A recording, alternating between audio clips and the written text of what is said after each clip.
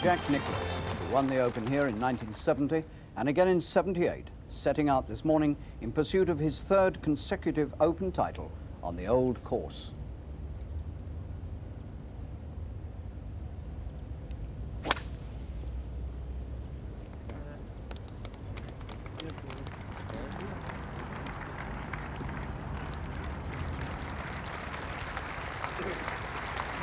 That perfect drive down the first set him nicely on his way, but very soon things were not so happy.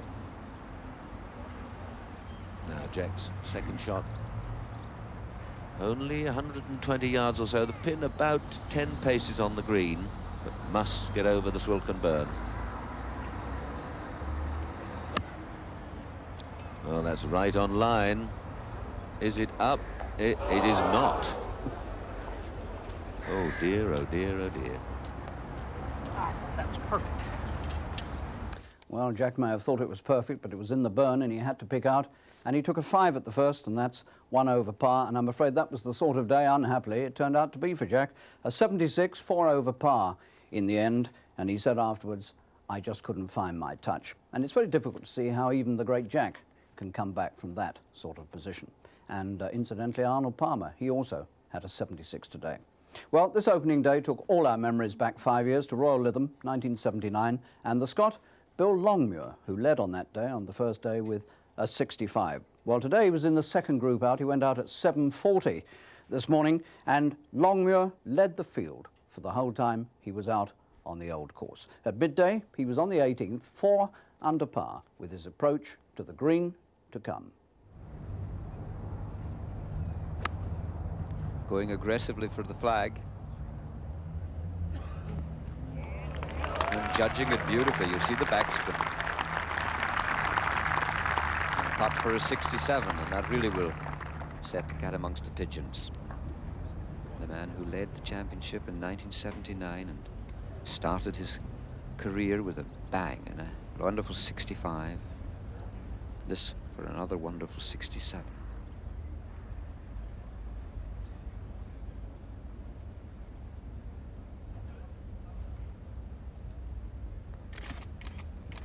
Oh, that's a great start.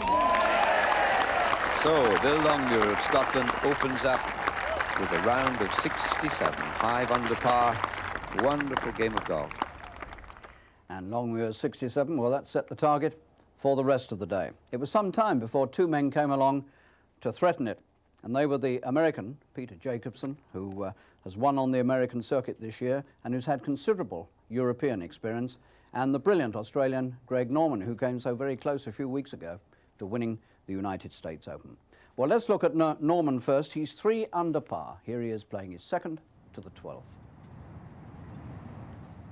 Greg Norman playing a little pitch over the top. Now, has he got it chasing forward? He has, beautifully.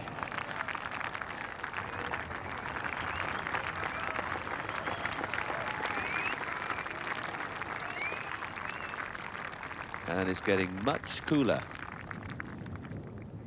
Tom Watson, third shot, 12th hole.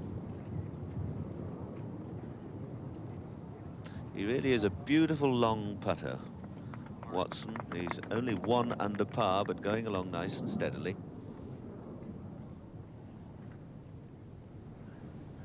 Greg Norman at the 12th for a birdie 3. What a tremendous run of successes he's had over the last 5 or 6 weeks. Marvellous playing.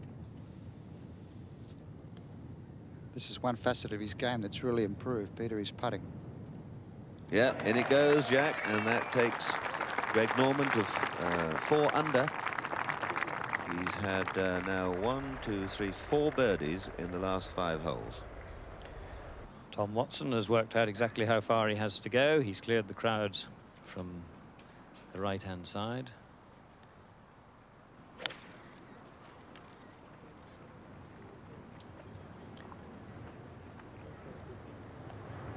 Oh, that's a wonderful shot.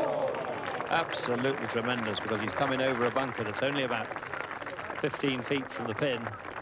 Very brave, very exciting stroke. Now you can see the pin that Greg Norman's aiming at up there at the top of your picture. He's got exactly the same view that we have. Of course, one of the problems with these type of shots, Bruce, is that being a blind shot, the natural tendency is to have a look a little too quickly to see what sort of a shot you've hit. And with the wind blowing left to right, of course, that exaggerates the direction the wind's blowing at, and usually you miss the ball to the right. We'll just watch if Norman has a good look at this one. Not him, he's playing too well, it seems, Jack.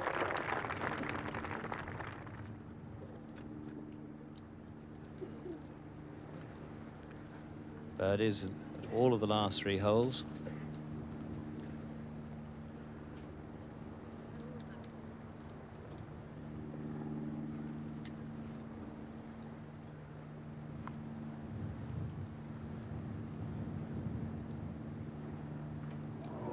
Always looked a little bit left.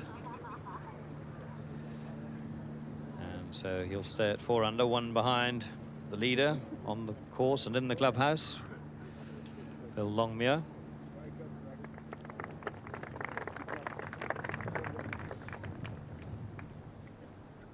A very good round. Well, he's got this for a birdie 3. He's only had 1 birdie today, all the rest pars. So this to go 2 under after 30.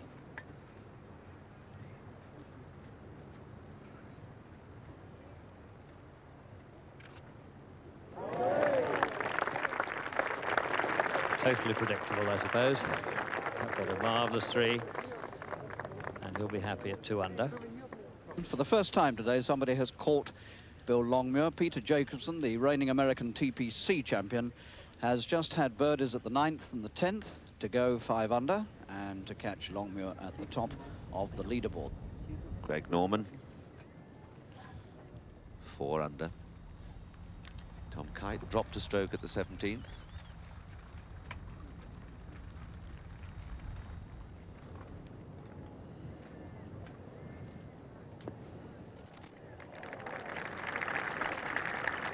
Safely on from Greg Norman.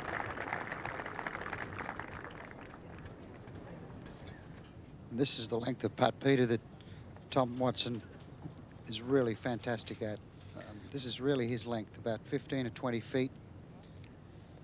He makes a lot of these putts.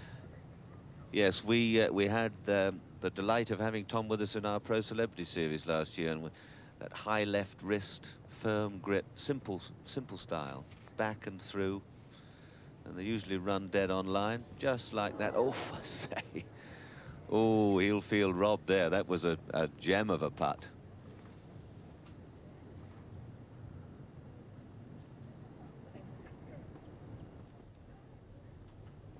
Tom gets his par and remains 2 under. Greg Norman has got this for a birdie 4.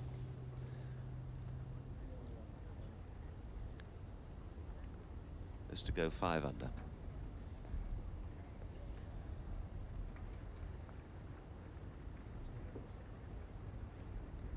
Oh. Is this fella ever on a good road? He really is. Hitting the ball well, putting well, brimful of confidence. Back to Peter Jacobsen at the 12th. Delightful young man. Good player. He's won a couple of events on the United States tour, and apart from having a lot of charm, he's a great comedian. He's does some wonderful impersonations of his fellow professionals, their styles and their antics. And just got to judge this right up the hill and down to the hole. Up she comes. Oh, he's done that very well indeed. We'll give him a 4. One of the great features of Greg Norman's game these days is not only is he tremendous length, but he also a very straight driver for a man who hits the ball as far as he does. Not a bad short game, eh, Jack? Look at that shot. Well, as I said, his driving is setting him up for these birdies, and he's taking full advantage of them with second shots like that.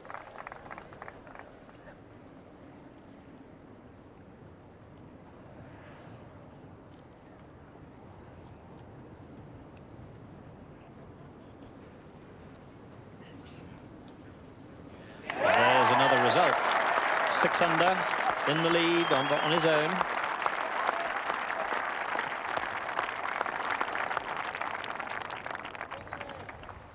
A man who has indelibly printed his name in the history books of this championship, and indeed in the history books of golf, and there he is. Very important shot for Tom Watson. He doesn't want to get more than 3 or 4 shots behind today.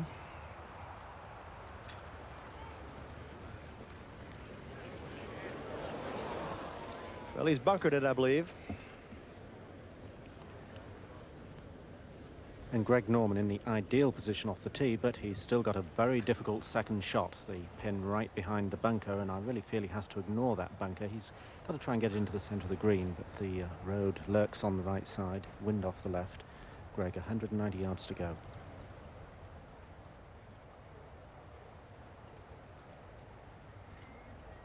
We understand this is a 3-iron that Norman is hitting.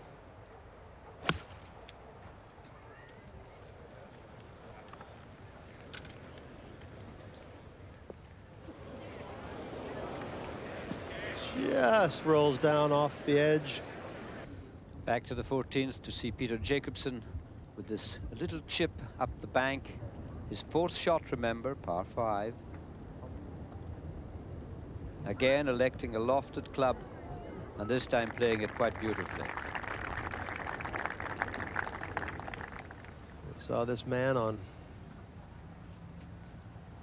the U.S. Open at Winged Foot make 3 miraculous pars to get into a playoff and then lose it very badly. Well, he misread that a little bit, had beautiful distance, but he's left himself about a 6 or 7 footer, a difficult one for his par 4. And this shot not quite as easy as it looks. Very little green to work with, and Tom has got a semi-plug ball here.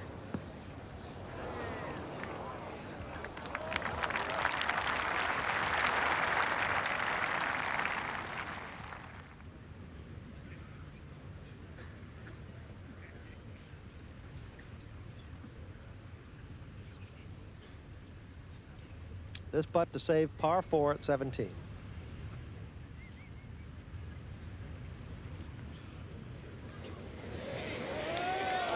Boy, he had a beautiful putt there. Watson has burned the hole going from left to right, just slid off the right lip. And he's got a 5. So Watson falls back to 1 under as well. So Watson's dropped 1, Langer's dropped 1, and now the 3rd member of this threesome, Greg Norman, putting to stay 6 under par.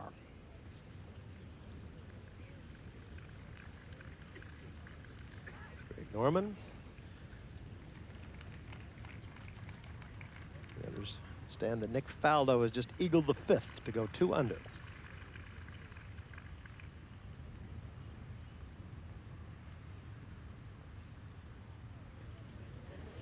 Just slid off to the right. He knew he'd missed it. You saw him kind of lurch at it when the ball was halfway to the hole, and they've all dropped shots here at the 17th. Tap in for Norman, falls back to 5 under par.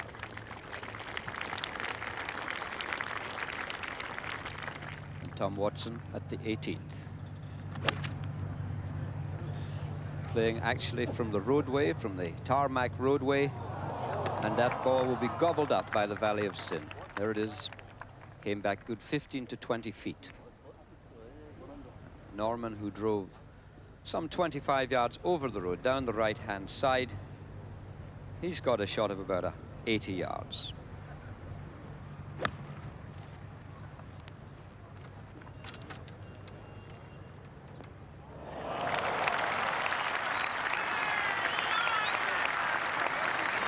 There you are, and Norman has a chance of yet another birdie.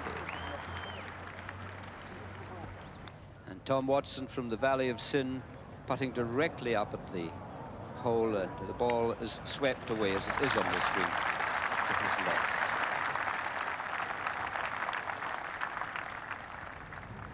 Almost a dead straight putt. It may turn a little bit from his right.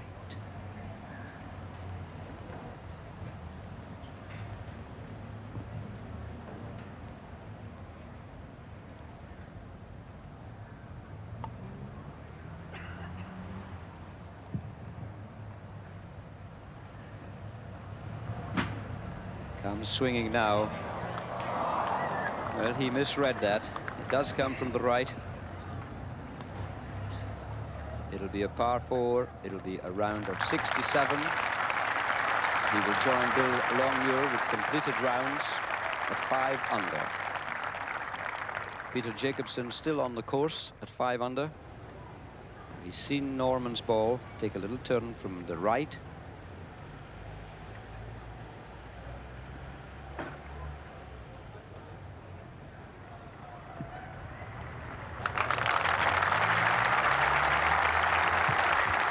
Strike from the defending champion, and another round of 71. 16th. All of the holes are named here. This is the corner of the dike. It's 382-yard par 4. The pin to the right, but the wind sweeping from the left. You notice he fired that out over the bunker to allow for the wind, and allowed for it beautifully.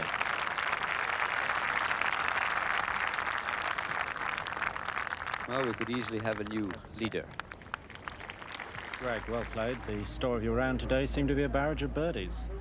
Well, Clive, I really actually hit the ball pretty good all the way around, even though I was over par early on. And I just said to myself, you're playing well, you're confident, just keep your patience and away you go. And I started making my birdies around the loop there, and from there on in, I just enjoyed it, really. The 17th must be a very particularly dangerous hole, though. Even more so, of course, when you have a good score going.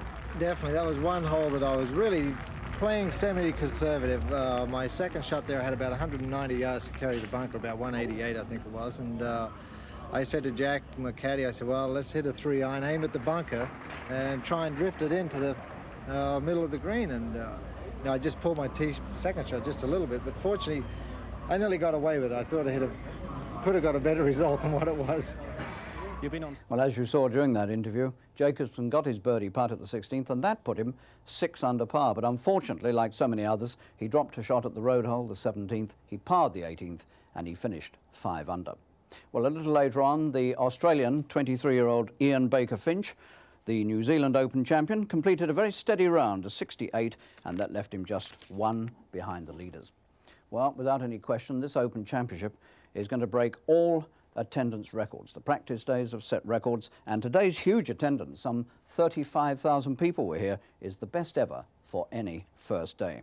Well, late in the day, this huge crowd's attention was focused on 2 very famous golfers, Seve Ballesteros, who of course has already won the Open, and Britain's Nick Faldo, who threatened to win it last year at Birkdale. Well, when Faldo came into range of our cameras at the 11th, he was 3 under par.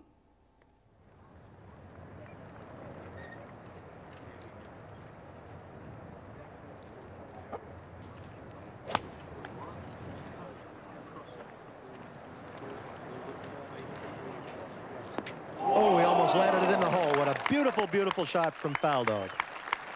That ball had to come very, very close to landing right in the hole. Now Nick Faldo, the putt that everyone around this green is waiting for. This would put him 4 strokes under par, within 1 shot of the first round lead in this championship. Faldo for birdie at the 11th. Right into the heart. Faldo, 4 under par. Ballesteros' second shot. We've got about 120 yards to go, and remember, this green very narrow, back to front.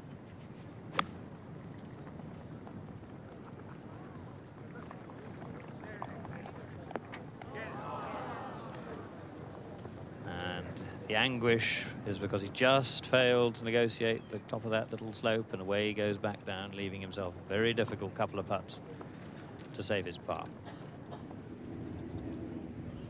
Nick Faldo, so 382 yards out of bounds on the right-hand side. There's 3 bunkers known as the principal's nose in the middle, and the only really safe place is away to the left.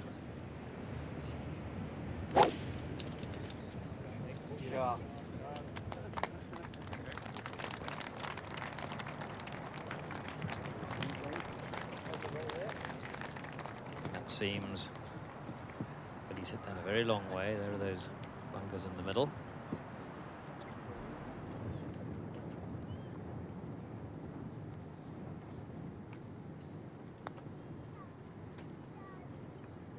Looks a good pace. Oh, and how about that? 4 under par. And the depression of previous week seems to be slipping away.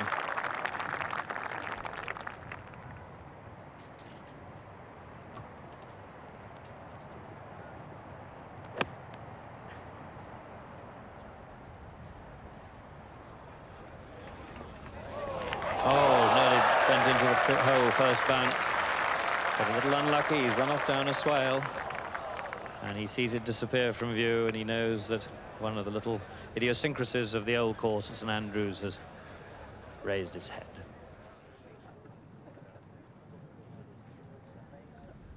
Faldo then for birdie 3 at 16.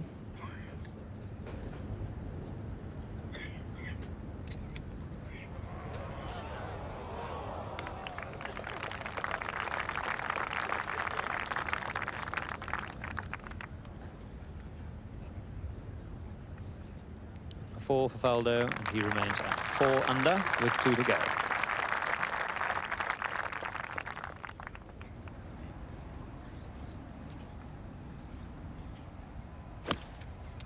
Again, a lovely rhythmical swing from Ballesteros. Oh, look at that. Lovely stroke.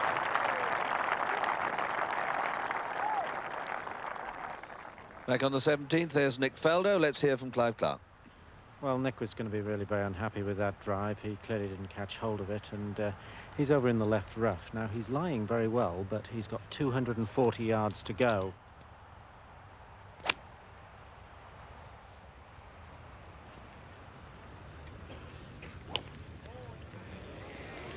Chased it up, it's on the road. Will it? No, will it? Oh! Well, in fact, it didn't. I thought it had just stayed on the green, but no, you can see it fell off the edge.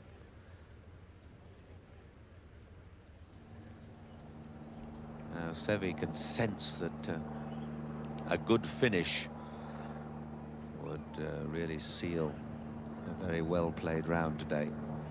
This to go 5 under. No, no, no, no.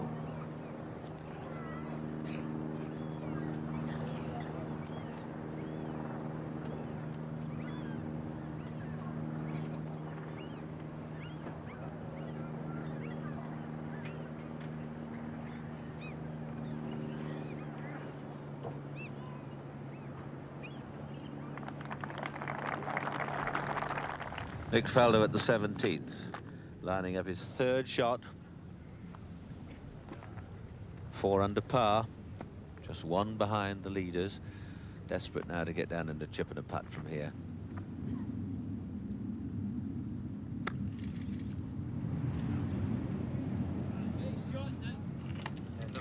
A little bit harder, and he could have used that back of the bunker. Seve will be disappointed at not getting a birdie at the 15th after 2 good shots.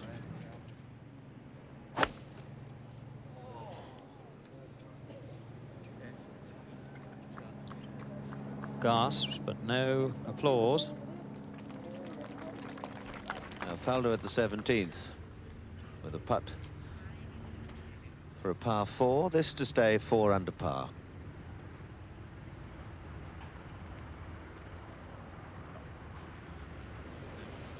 No, he didn't give that a chance at all. So Faldo drops the stroke and goes to 3 under par with just 1 hole to play on this opening day at this year's championship. Ballesteros to the 16th.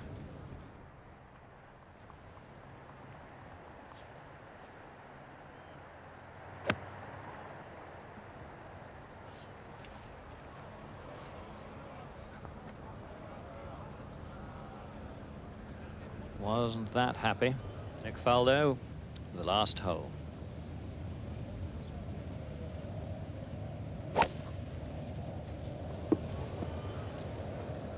Well, he hooked his tee shot at the previous hole, the 17th, and I think he's knocked that a long way left. And as with so many holes on this St Andrews old course, the further left you go, the harder the second. He's got to come right in over the Swilcan burn. Ballesteros, 16th green, 4 under, 2 and a bit holes still to go, one of which, of course, the fearsome 17th.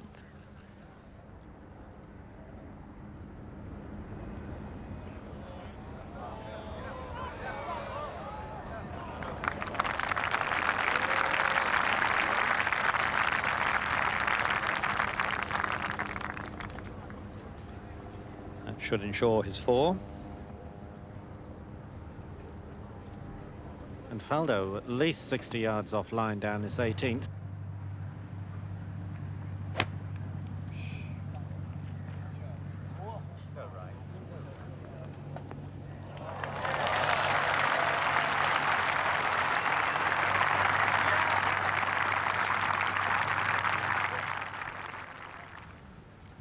Now, up ahead, finally, Ballesteros.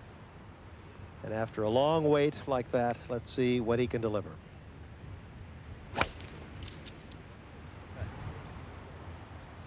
It's turning right a little bit, but not enough. And into the rough on the left. You can still see the ball, so the lie won't be too bad. The angle not too good.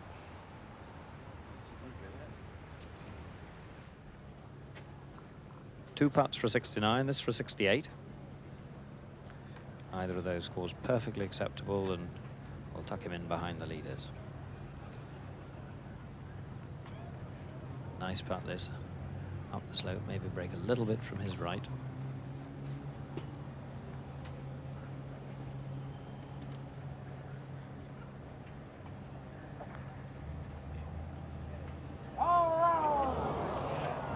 Well, gave it a go, and now he's got, well, something very similar to that which Doug Sanders missed all those years ago in 1970. Ballesteros from the left of the 17th. 240 yards. He's got the ball moving left to right, but in a lot of trouble. Faldo at the 18th. This for 4 and a round of 69.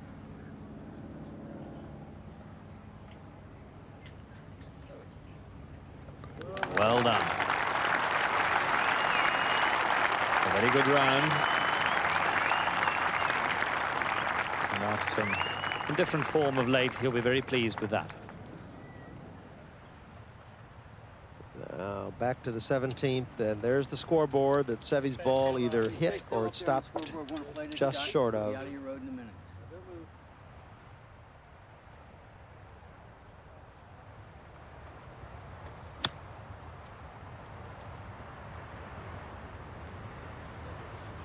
Well, it's dangerously close to that bunker.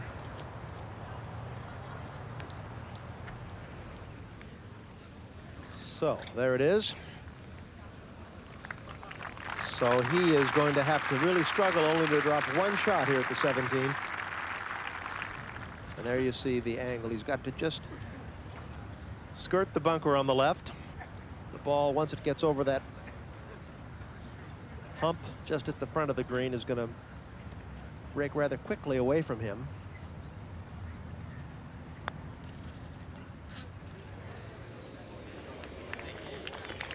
Well, there's a beauty.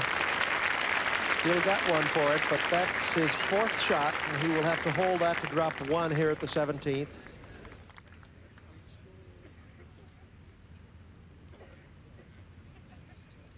Very, very important putt. Putt of about 6 feet. These balls have been breaking a little to the right from here.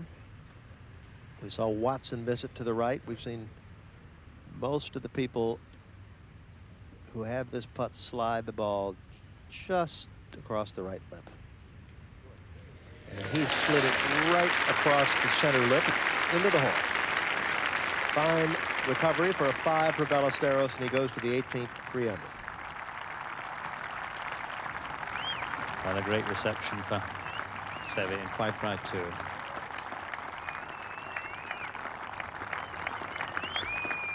Ballesteros. No more than about 12 or 13 feet.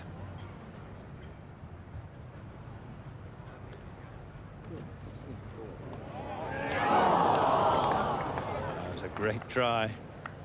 Great try.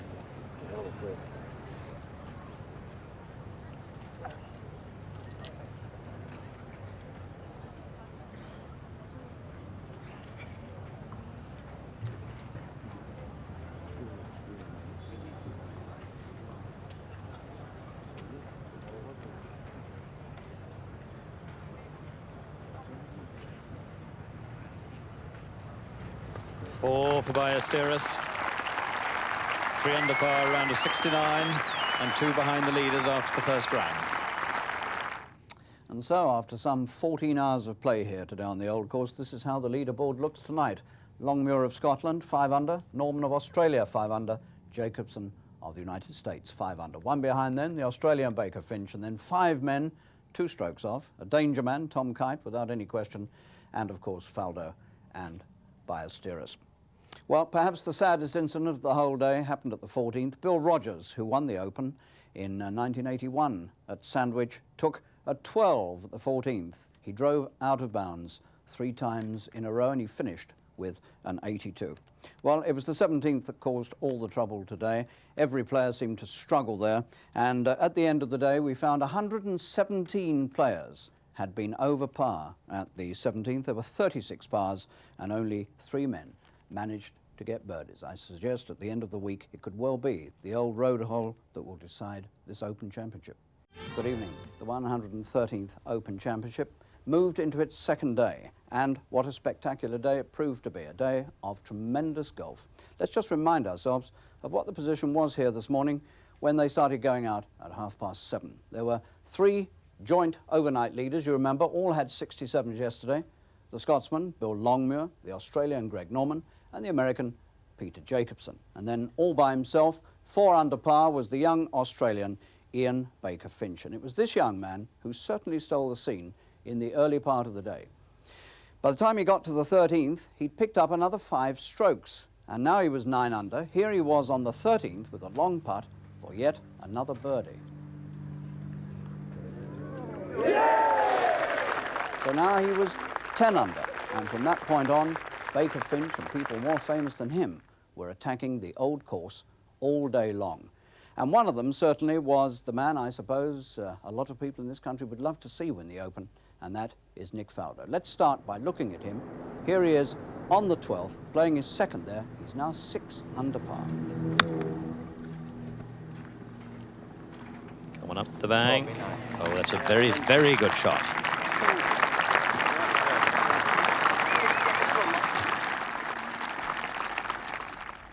Now he's playing a number 6 or 7 iron. There's a bunker directly in front of the flag.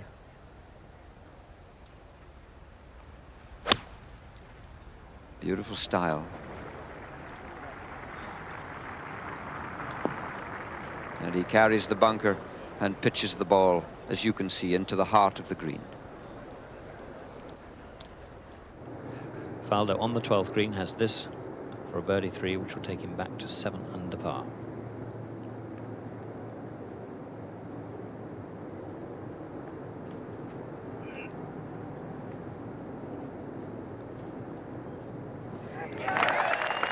Safe as a house.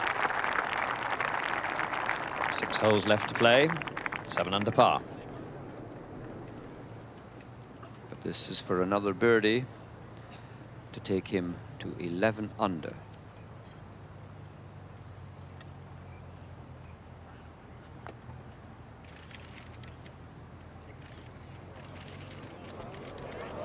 Beautiful putt. Ball below his feet. Faldo will allow the ball to slide in the air from left to right.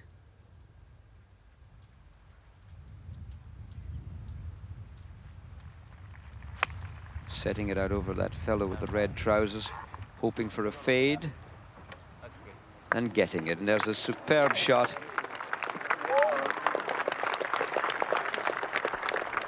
He can play some electrifying golf, this young man.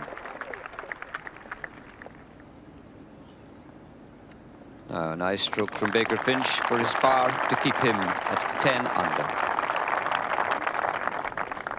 And Nick Faldo now with another opportunity for a birdie. Knocked it in so close at the 12th hole, and again here.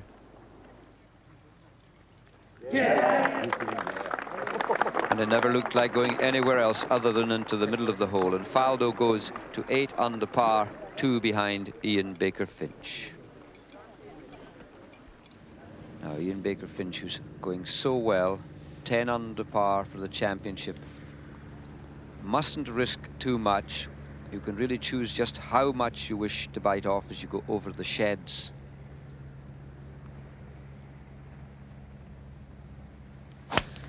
And he's played it safely on the church tower.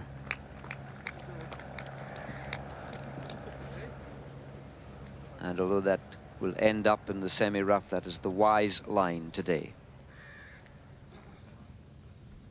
He's got a reasonable lie, but the ball's snuddling down slightly, and he's certainly going to get a flyer from there. So he's got to be very careful of the road. He's coming from the awkward angle, almost firing it across the green, straight at the road, and a very difficult shot. But I'm sure he'll play it reasonably conservatively.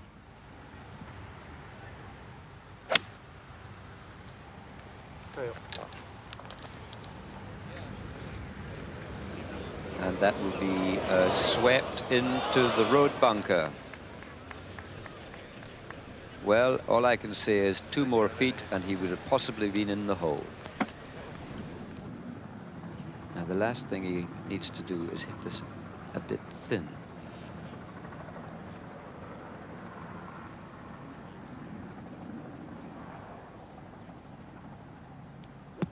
It's a beauty.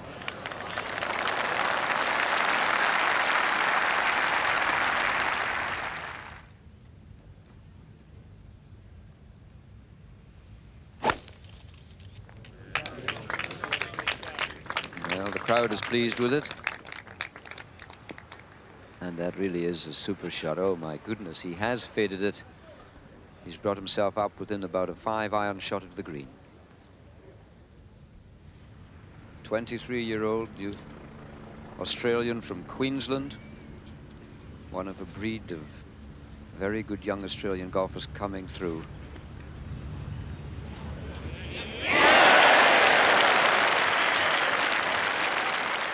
Par, and he stays at 10 under. Clear leader from Faldo by 2 strokes. We'll go to Seve Ballesteros. That's why he was looking anxiously at his tee shot. He's found the bank that divides the 14th and the 4th.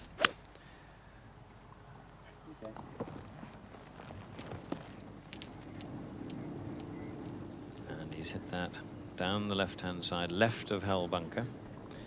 Quite a good line, so he can open up the green for his 3rd shot. So Baker Finch, 2nd shot at 18.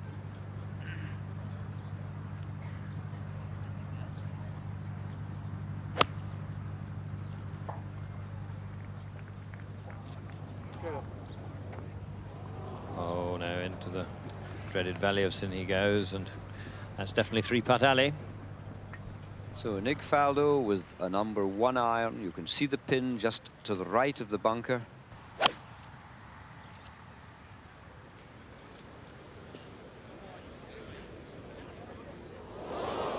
Hit the wall, and it's stayed there. Unfortunately, it's trapped itself down in in that shaded piece. That was an extraordinary shot. He played a 1-iron and cut it up high.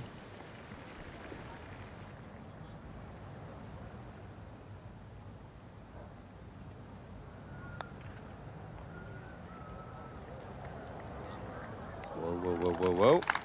Well, that's not bad, but we've got an ugly little 2.5 feet left with a left to right borrow.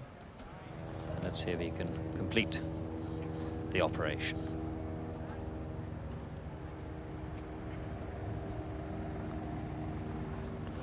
Straight in the middle, around a 66, 10 under par, and to be a brave man who would bet against Ian Baker Finch leading the field tonight.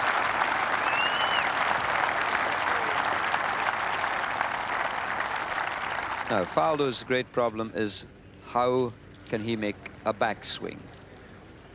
How close is he to the wall? He does appear to have about 15 or 16 inches to swing. If he gets down the shaft of the club and makes a little club of it. There you are. Can I play it against the wall, he's thinking. If I bounce it from the wall, that's what Longmuir's ball did yesterday, hit the wall and went back all the way to the green.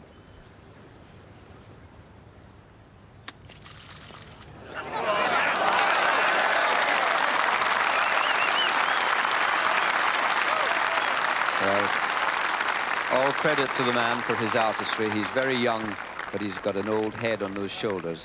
That was a superb shot. Ballesteros' third shot at the 14th, par 5.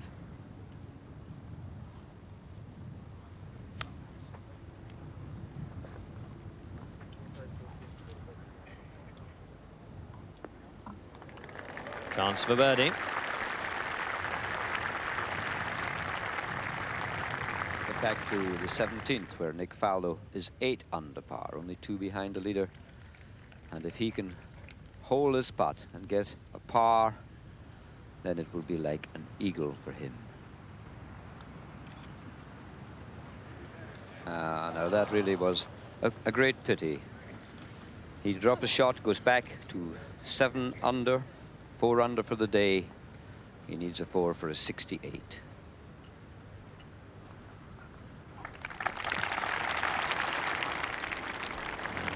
Ballesteros to have a go, see if he can improve on his 5 under. Oh, and in she goes. Straight at the back. Birdie 4 at 14 takes him to 6 under par. So Faldo, less than 100 yards to go. His second shot at the 18th.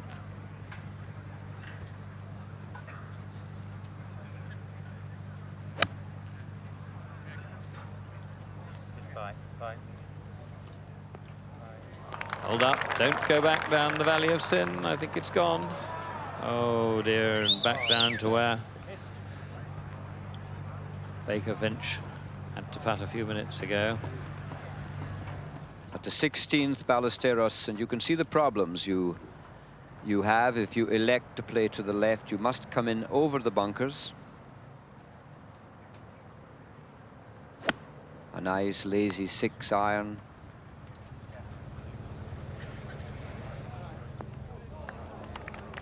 And that, if it clings on at the back of the green, not a bad shot.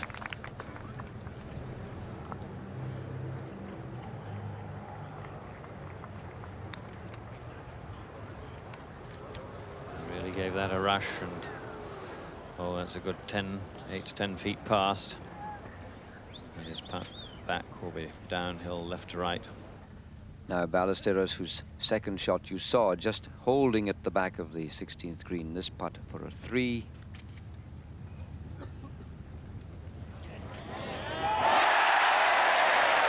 Well, the miracle man strikes again, and Ballesteros goes to 7 under, joins Nick Faldo in second place.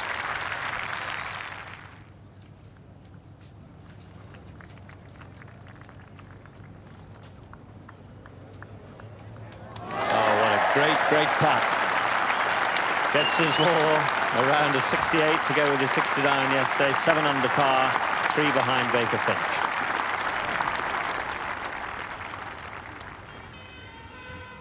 Seve Ballesteros at the 17th, way to the left of the fairway. The rough isn't very punishing there, although there are one or two clumps, so you can be unlucky. And he's fired that up, and it's going to catch the bunker, road bunker, and that'll test him out. If that's just gone in the sand, it won't be too bad. But he's got to make sure of getting it up, because it's not just a question of getting it out of the bunker. He's got to get it over that little hill, because it's almost shaved on the top of the bank. Could be on the downslope a little. No. That's the danger. Well, you've got to get the ball up almost vertically and not send it too far. And he's just having a view of the bunker face. This is Ballesteros' 4th shot.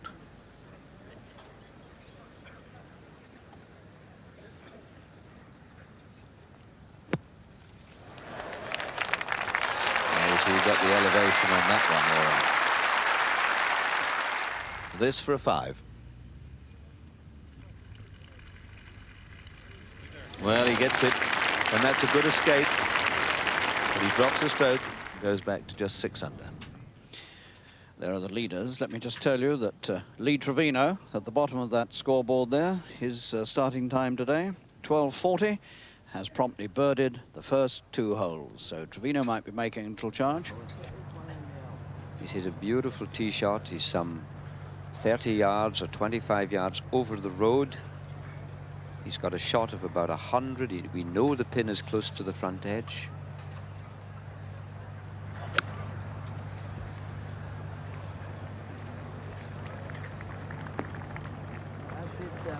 And he hasn't taken any chances with the Valley of Sin, but played it past the flag. Now, the break is definitely from left to right.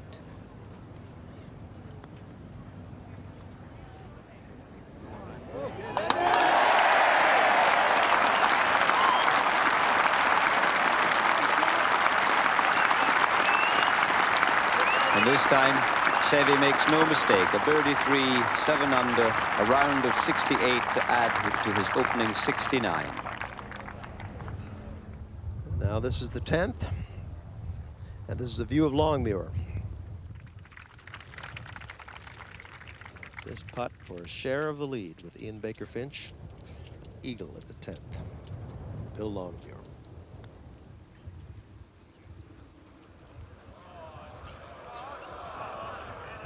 Well, it's a good line, a little bit short, about 2 feet short. Beautiful putt.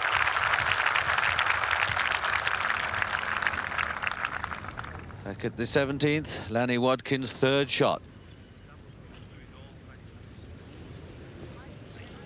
Oh, that's very courageous.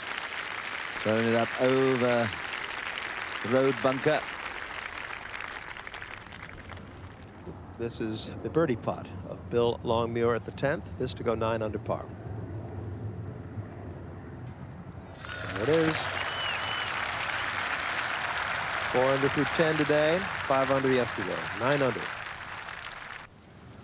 Now, Wadkins, after that very finely judged cut-up pitch from the front of the green, has this for a 4. Wadkins 6 under.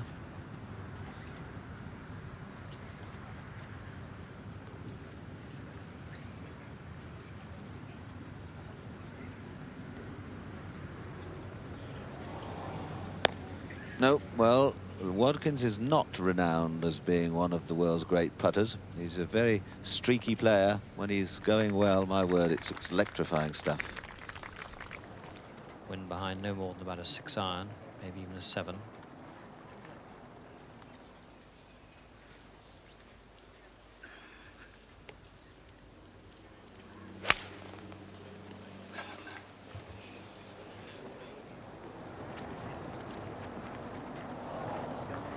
I think that's found Strath bunker.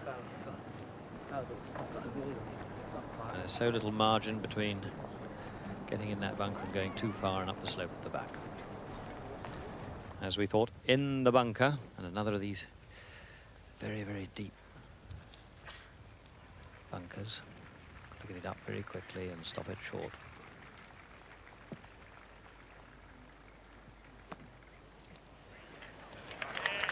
Beautifully played.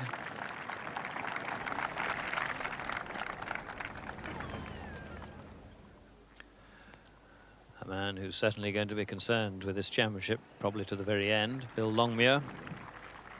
9 under par, this to save his par at the short 11th.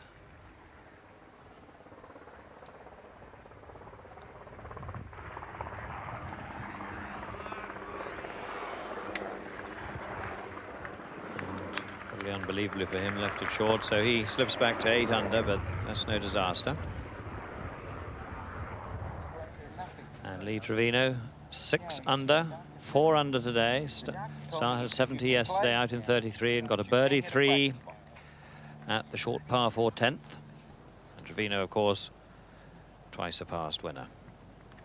Tee shot at 11.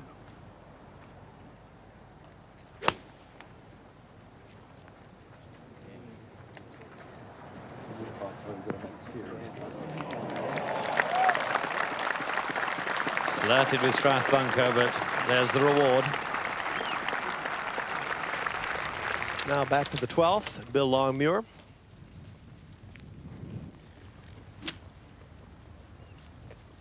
This is his second. Not a long one.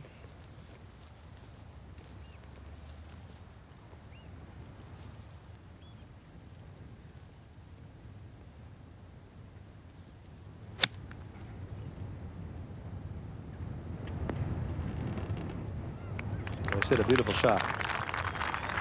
Magical shot. So good birdie opportunity for Longmuir at 12. Well, the hole at the 11th must be getting a bit full with 2s. Trevino, his attempt. Oh, unlucky. Unlucky, unlucky. 6 under he remains. And somehow with all what his partners are doing, you feel he's almost dropped a shot there.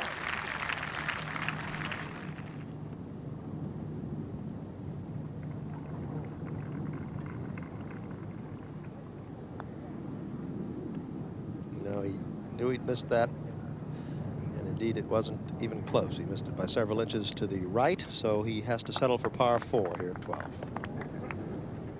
Now back ahead at the 14th, where we'll see where Trevino's second shot put him.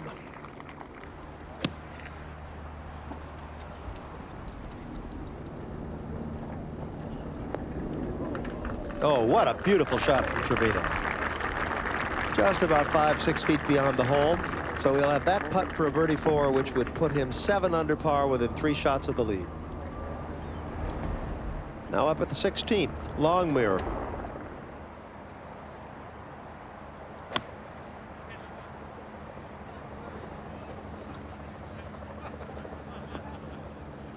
Well, he's hit it wide of the hole. Another long putt, but no difficulty. Now, Trevino. This for a birdie. Got it. Thought he'd lost it to the left for a minute, but he didn't. Trevino within 3 shots of the lead after 14. 4 to play. Now this is the 16th, and this is Longmuir's birdie putt from the left-hand side of the green.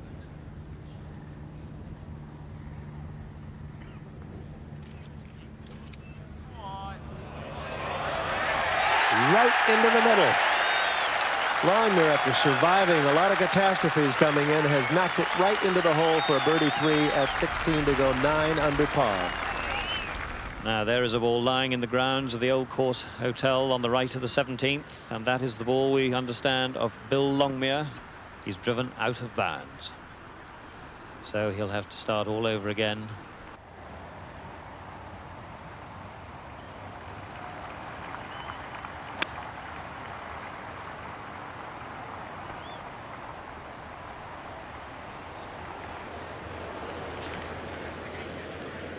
Well, Longmuir trying to do exactly the same thing as he did yesterday, ricochet back off the wall, and, well, yesterday he escaped with a 4. Today it looks as if it's going to be a lot more than that.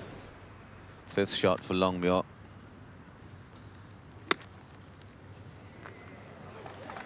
He's played it very well indeed.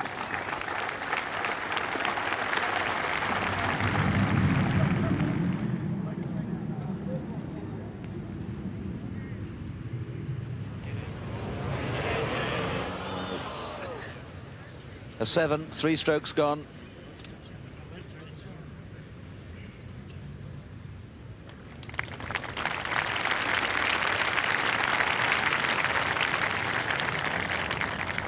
Now, and here's some interesting shots coming up for you.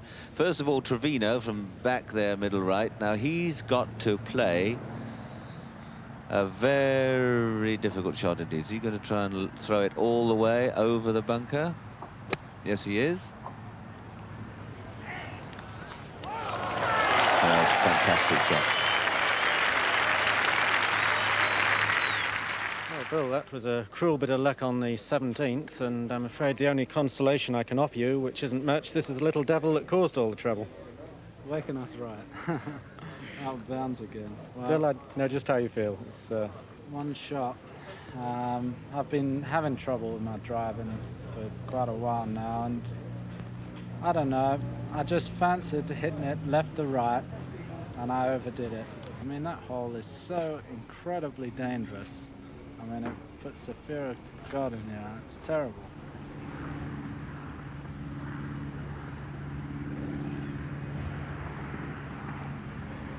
All the way. Oh, it stayed left. Well, the winds across there may have just held it a bit, but I must say that looked into me. So Trevino takes 5 and goes back to 6 under.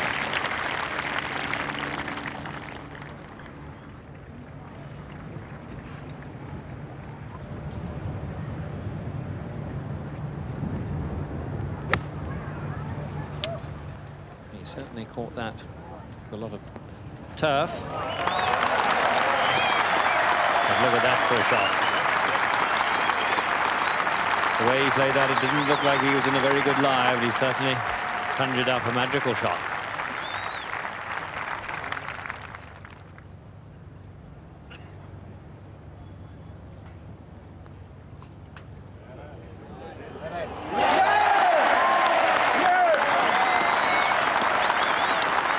A marvellous finish.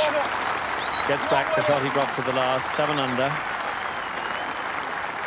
A round of 67 for Lee Trevino. Vast putting surface, this 18th green, with only a tiny piece of it really being used today.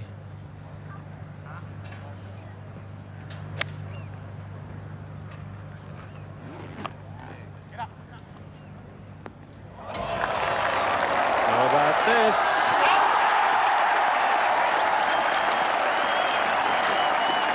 Eagle 2 for Fred Couples, 5 under par. A round of 69 today.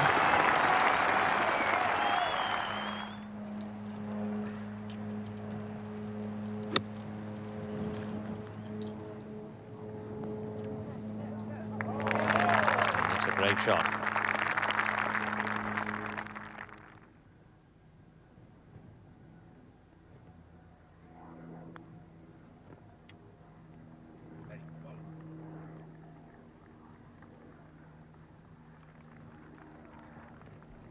Watson for a 3 at the par 4 12th.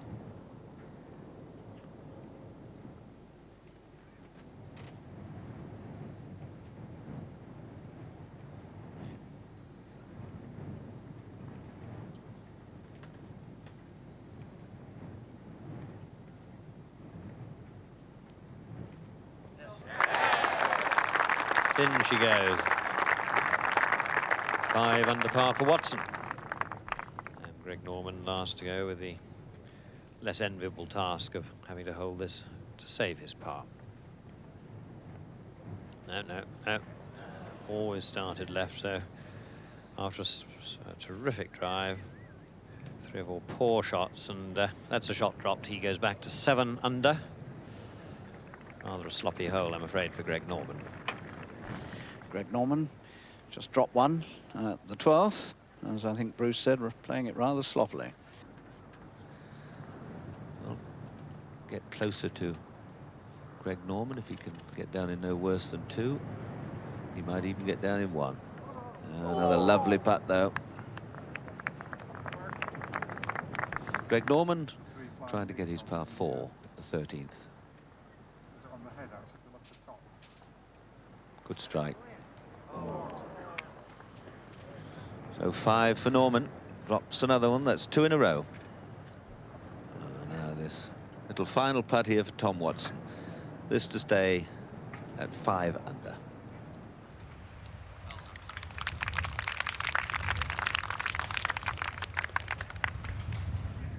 And here's how this hole has performed. Very similarly on these 2 opening days. Tom Watson, 3rd shot at the 14th. And the sun shines out at that end of the course, but not round the clubhouse. Bang, and you could see how hard he hit that. That was about a good 6 iron for his 3rd shot at the 14th. And what a gem.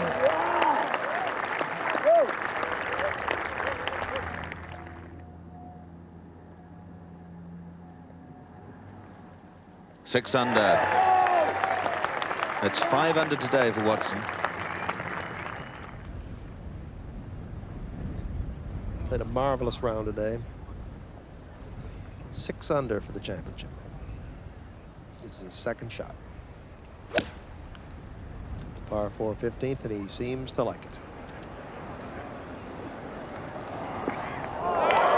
Oh, another beauty. Another great birdie opportunity for Watson here at 15. Greg Norman putting for a 3, but I'm sure he'll be disappointed with that 2nd shot, not so much because he's left it 30 feet away, but because he's left this putt not only downhill, but the wind is following as well, and it's really not a putt he can attack. Well, now that one he's left. Look at it, still going, still going. It's not as bad as it looked like it was going to be, but he's left it short. He's got an awkward little one left to save his par 4. This is for a birdie 3.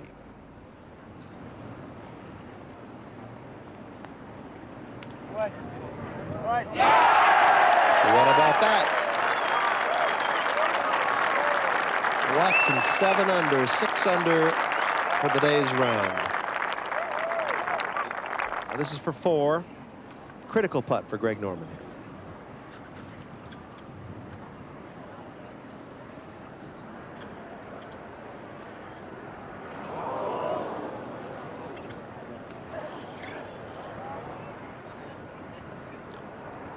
What can you say?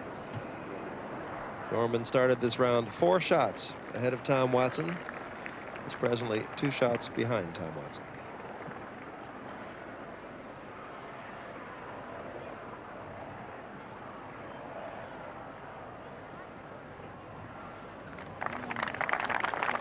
Two perfect shots and a 1 over par 5. Tom Watson is producing the sort of form he seems to reserve for the Open Championship. He started the day 1 under, birdied the 1st, and then went along parring, birdied the 6th and the 7th, more pars, birdied the 12th, the 14th, the 15th. He hasn't dropped a stroke anywhere in his round today, and he's gone from 1 under par to 7 under par. And Greg's ball really is in a grassy lie, and of course it was on this hole those years ago that Simon Owen, the young New Zealander, lost his chance at the championship. Just a little bit further away than Greg. He was up on the tee and took 3 to get down, and Nicholas birdied the hole to go ahead. Greg's just bumped it into the slope. Has he got it right? Looks very good.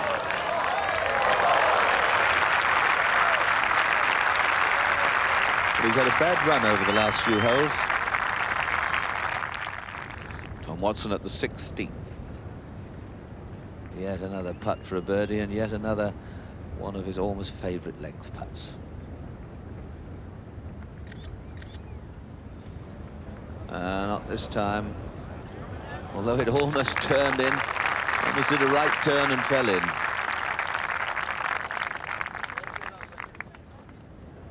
Four for Tom. He stays 7 under with just 2 to play. It's a yard putt. He's missed a couple of shorties over the last 4 holes. And another one goes. Well, well, well.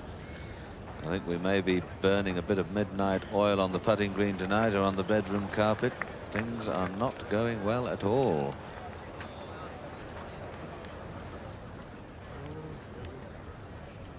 Watson has been swinging quite beautifully this afternoon, but he didn't quite catch hold of that one. He's very short off the tee. He's got 250 yards to go. The ball's lying well. He could get a wood to it, but he's chosen an iron. And there it goes. I'm sure he's just going to try and get it somewhere.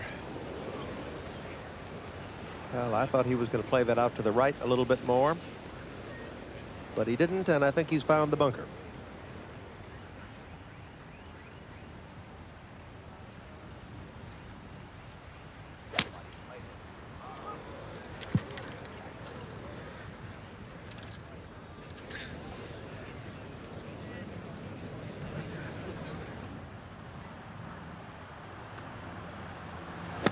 Wastes no time.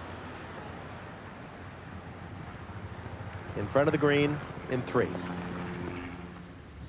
Now this is Watson at the 17th. He'll be playing his 4th shot here at the 17th before Langer and Norman, his playing companions, will be playing their 3rds. Just in front of the green. It's a long shot. So keep it low to the ground, I'm sure. He's got a putter, I think. There it goes.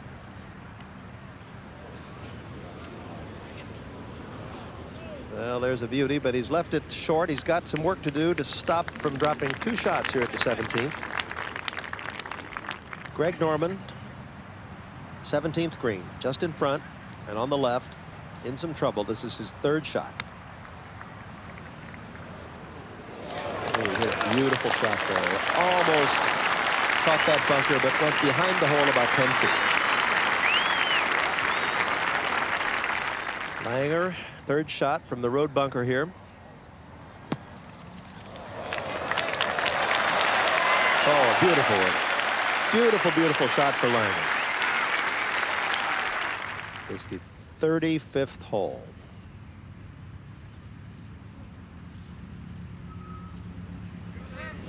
He's missed it. He's dropped 2 at 17, so Watson will fall back to 5 under par.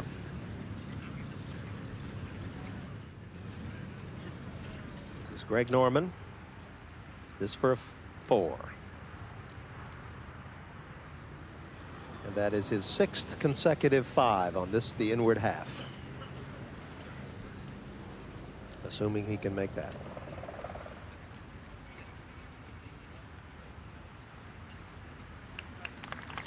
Well, he made one. This is Langer putting for a 4. This is that awkward little distance for him. He's going at it cross-handed.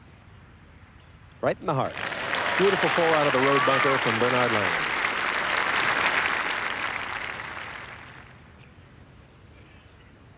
Watson tapping in for 6.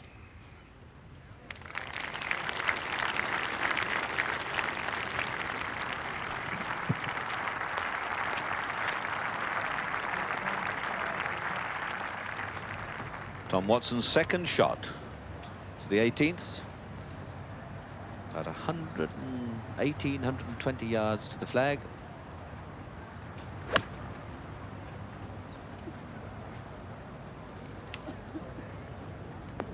Oh, and a splendid shot.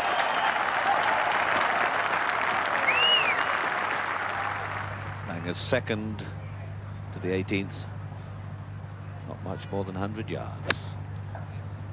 High, aiming over the Valley of Sin, and another superb shot.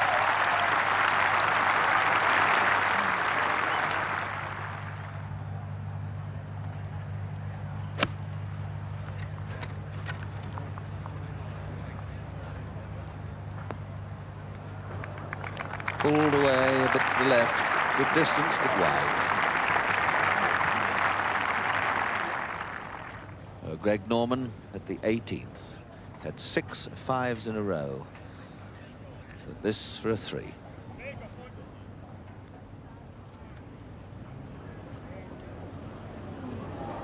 Well, it wandered down, and that's the way. It's been a little untidy over the last 7 holes for Greg Norman, who finishes with around his 74th day after being out in 33. That's very disappointing indeed. Now Bernard Langer for a birdie 3 at the 18th.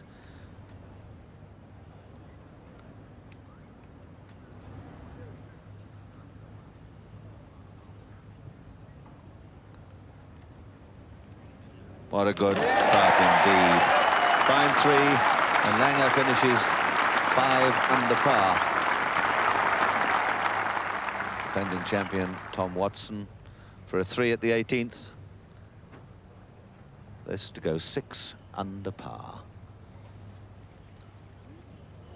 No, left it out, and so only a 4 and a rueful look.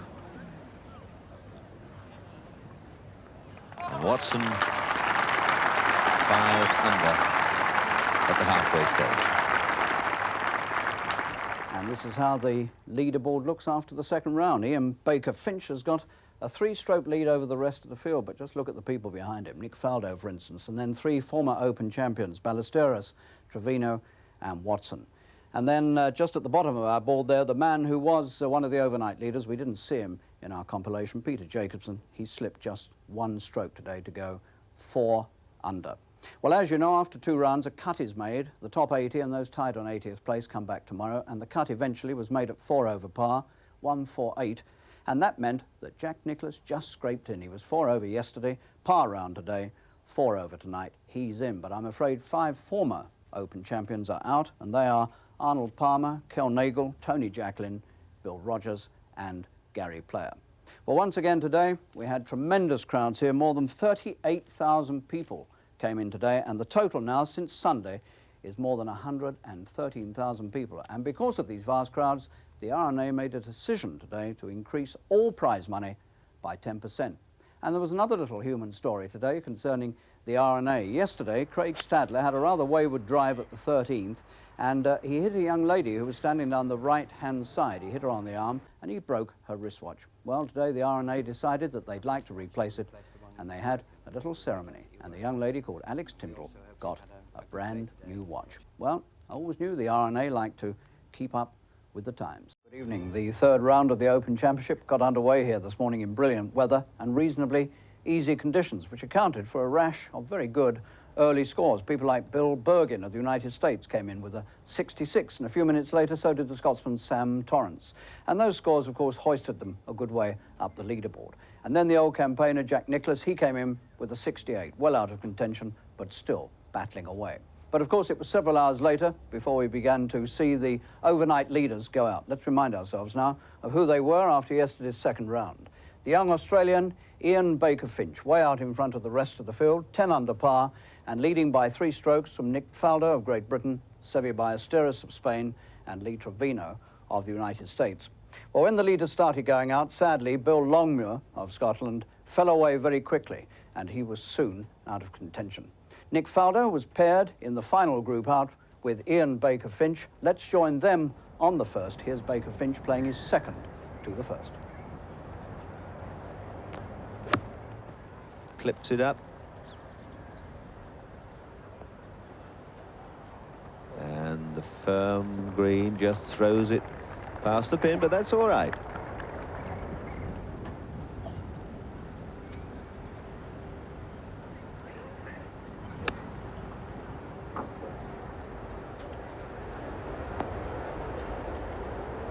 And again, you see, he played it beautifully, but it's off the back of the green. Look at the defending champion, Tom Watson, at the 3rd. Putt for a birdie. Started with a birdie, dropped a stroke at the 2nd, and birdie's the 3rd.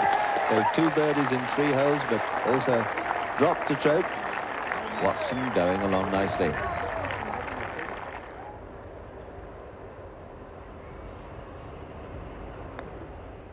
Good line. No, it's moving off that first slope. Got the speed right. Now, Baker Finch, he got great publicity today in most of the papers. Hale Irwin said it was one of the best putting rounds he'd ever seen, but I have a feeling this lad's more than a putter. Baker Finch for a 3. The leader by 3, and that's not bad. I say, good morning, Doctor. What a lovely afternoon. And now I think maybe 4 ahead.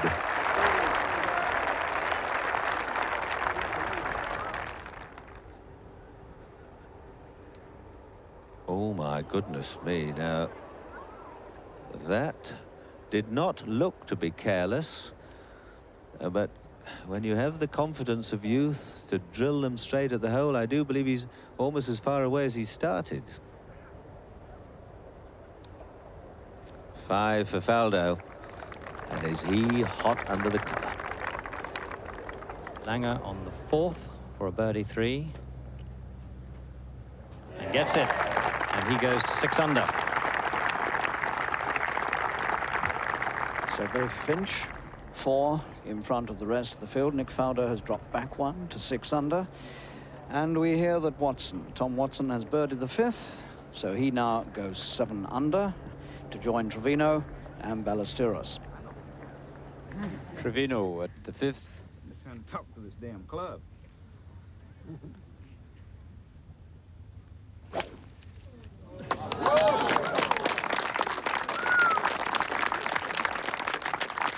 And Trevino absolutely full of beans, full of fire.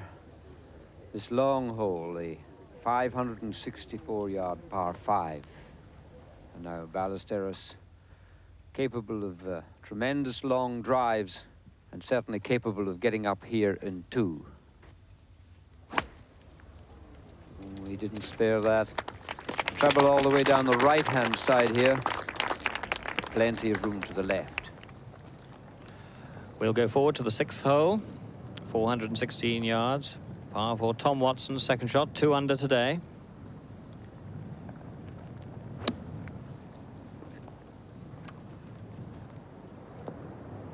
Pitches into the bank and jumps it up, and yet another birdie chance set up, and very, very good one at that.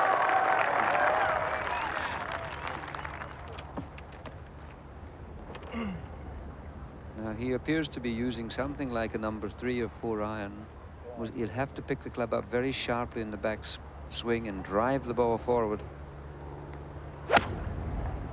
Touch of class, baby. Touch of class. Touch of class. Get up. Buena, Seve. Well, that is pure magic.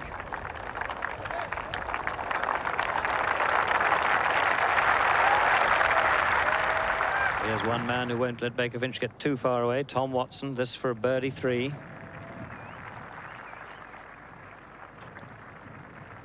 Near formality, goes to 8 under, 3 under today.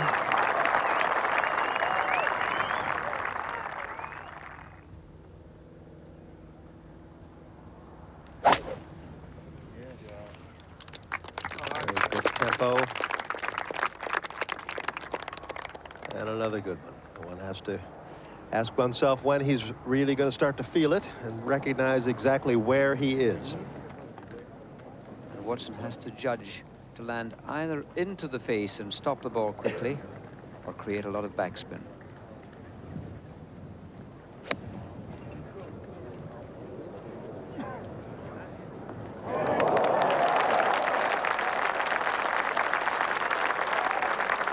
And he took the latter choice, played a brilliant shot.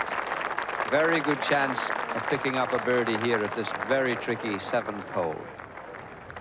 Lee Trevino, after praising Ballesteros' shot at the 5th, now playing his second shot. Aiming left, trying to fade the ball in, and doing a beautiful job. Now, these two really are treating us to the most incredible display of shot making.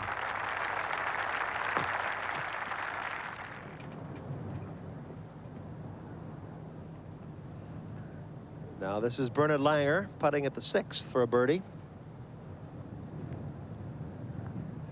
Langer 7 under, 8 under.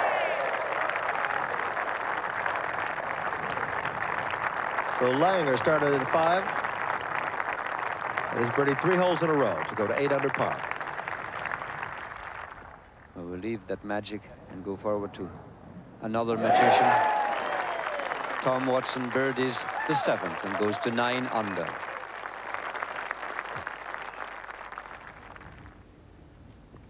Now back to the 4th and Ian Baker Finch. This his second.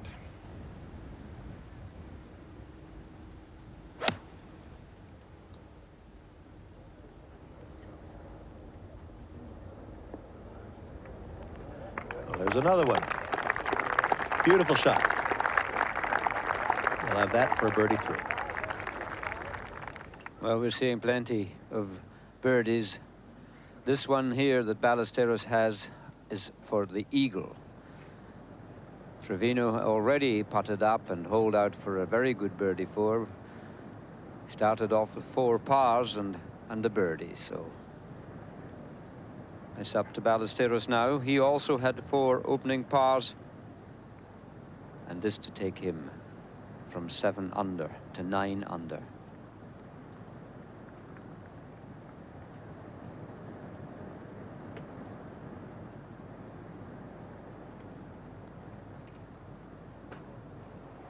Oh, it looked as if it was turning in, and then it straightened up, and that would have taken him into joint second place with Tom Watson, but instead it takes him alongside Bernard Langer and Trevino at 8 under.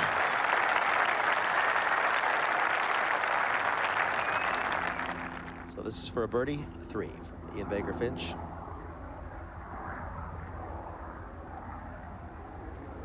Well, how about that? 12 under par. 416 yards. Downwind.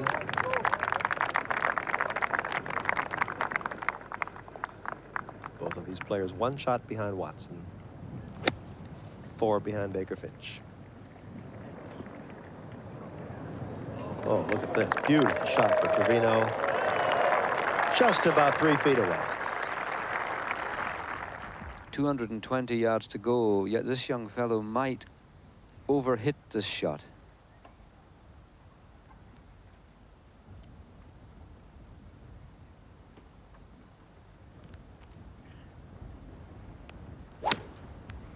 Set it out to the right, hoping for the wind to bring it back.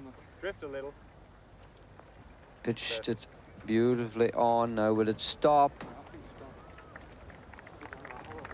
It is nevertheless a very, very good shot indeed. This a par 5 hole. Now we'll go to the 9th hole. The turning point away out at the loop. Tom Watson, second shot.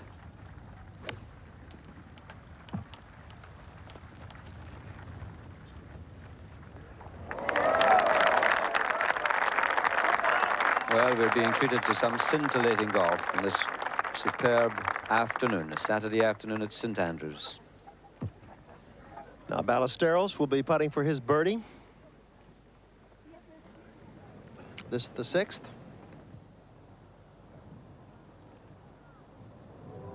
Well, there's another one. He's missed a lot of those. And those are the kind you've got to make if you're going to win this championship.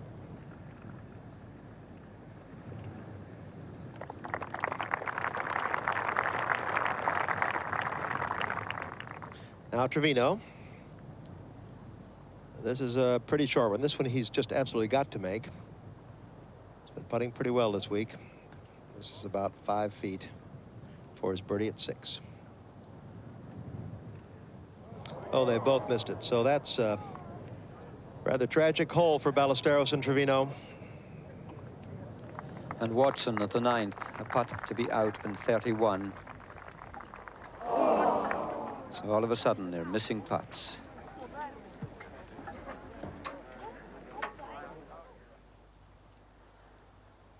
Now at the 5th, where Faldo has already putted, it's now Baker Finch putting for the eagle 3. Faldo didn't get his, but he's quite close, and so is this one. Faldo 6 under par, and he has this for the birdie. You can see how close his ball must have come down the green. And Faldo has putted very, very uncharacteristically badly for him. It's a par, it's a rather unhappy par. He stays at 6 under.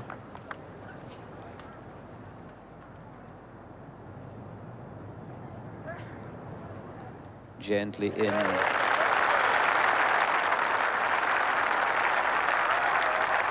A birdie, and Ian Baker Finch goes to 13 under, 4 ahead. So having started the day 3 in front, this extraordinary young Australian is now 4 ahead of everybody. The one man who's really made a charge at him is Watson, as one would expect in the Open.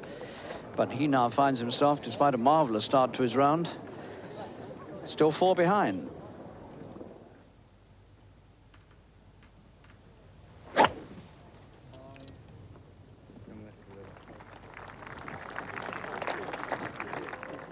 On the right side. Very disconsolate Nick Faldo, trying to figure out what he can do to get that ball into the hole. Now Watson, long driver, and today a very straight driver. 10th hole.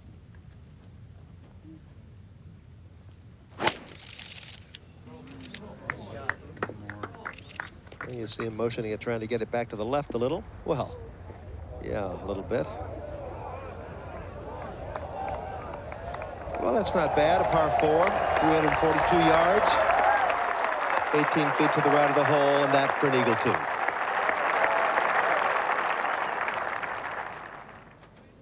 So his ball just trickled into this bunker on the right.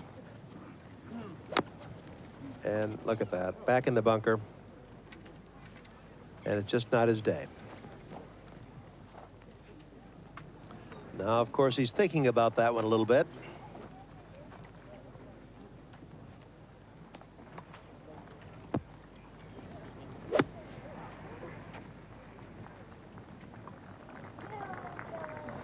It's out, but short. So he is going to drop at least one shot here, one would think.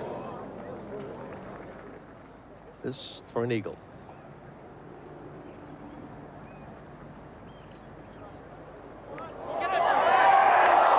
Come any closer. Beautiful try and a very, very easy birdie for Watson, who will go 10 under for the championship, 5 under for the round.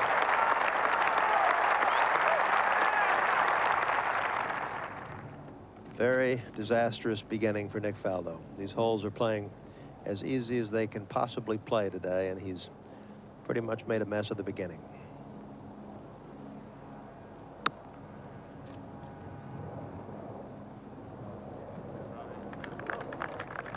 It's a good one, but it's 4 shots, and he's got to hold that to make 5. The 8th tee now, Ballesteros. Oh, he doesn't like it, I don't think. Not happy with that at all. Now this is Faldo for a 1 over par 5 at the 6th. Drops 2 shots. Now Ballesteros on the par 3 8th has hit one of the worst shots that he's hit this week. Looked like he hit it fat, and he's really got some work cut out for him here.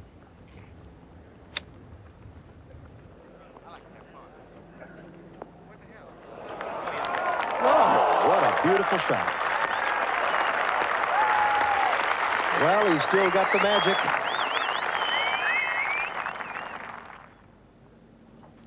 Ballesteros taking a careful look at this one. There might be some slope here that is not visible on our screen, but let's see. Now we've got a perfect angle from behind this one.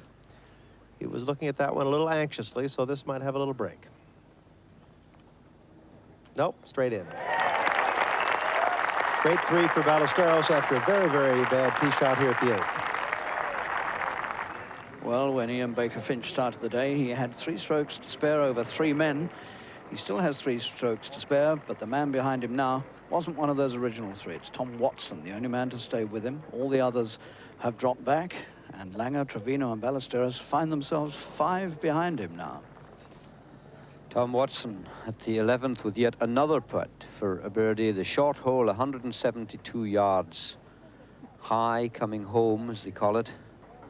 The green shared with the 8th. Now it should have dropped in from that side. And Watson stays at 10 under. time now, Ballesteros. The 9th hole, 356 yards.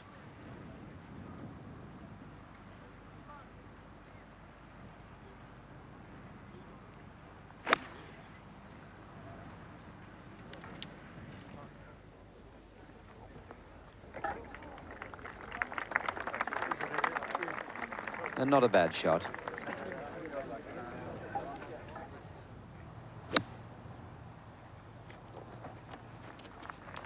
Well, hole, that's Watson's ball, and look at that one. Almost in the hole for an eagle.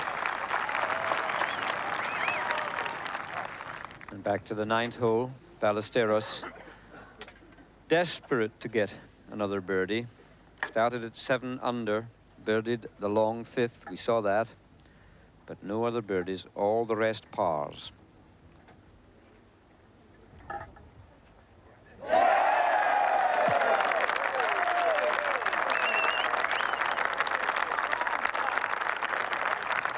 Now this is up ahead at the 12th, where Tom Watson is ripping the flag out with almost every iron he hits today, and this is for yet another birdie.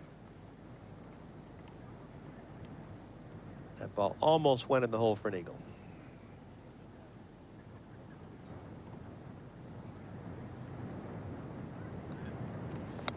Right to the heart. 11 under. After a glut of early birdies, the wind got up a bit and things quietened down. And Ian Baker Finch wavered, really for the first time, at the 11th, where he 3-putted to drop a shot. Let's rejoin him, playing his second to the 12th. Well, there's a good view of this shot that the leader has, and you can see the bunker there on the left. He's got to pitch over that, and then there's the face of the green in front of him. Well, he's thrown it all the way. My word, well, you don't often see that at St Andrews. And that's what Trevino's got left to do, to drop only one shot. No. And it's a 6 for Trevino. He drops suddenly back to 6 under, 1 over today. 12th hole, and after that spectacular pitch from Baker Finch, he managed to dig the ball in and get it to spin back 2 or 3 yards. What a lovely putt. Now that was a confident stroke. That ball was running at the hole. It would have gone at least 2.5, 3 foot past. And he looks as if he's enjoying himself too. So now the great man has selected his club. The hole is 382 yards. Looks like a 7-iron, something like that. The familiar brisk swing.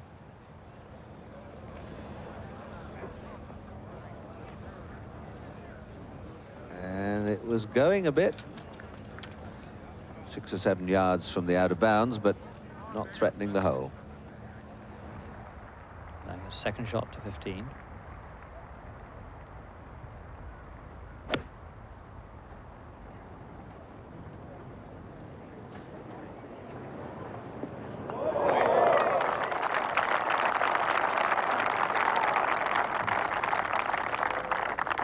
So a little chance for Langer, maybe to pick up the shot he dropped at the last. Watson's third down and up and on, and he's very nicely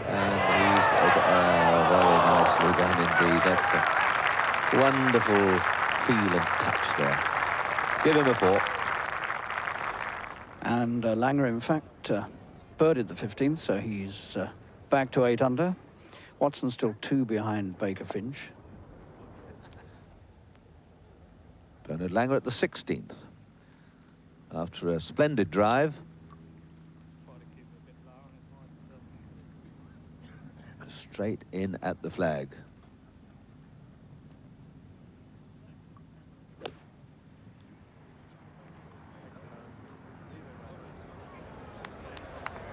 Oh, look at that. Another superb iron shot from Langer.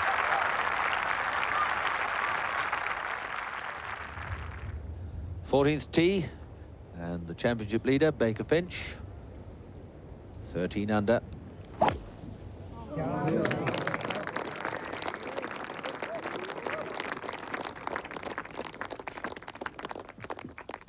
And he's, Trevino, 6 under. Dropped a couple at the last hole. Up the hill. He's overdone it.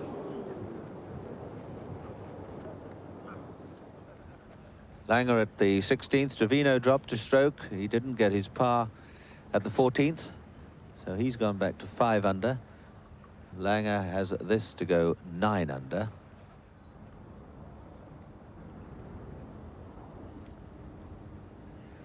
Oh, what a lovely putt and a confident stroke.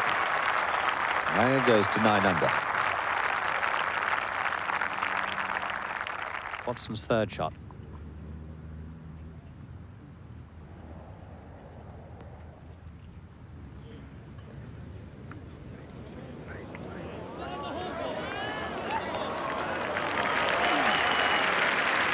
Well, that was a good 30-35 yards, and like he did with the 16, knocks it absolutely stone dead.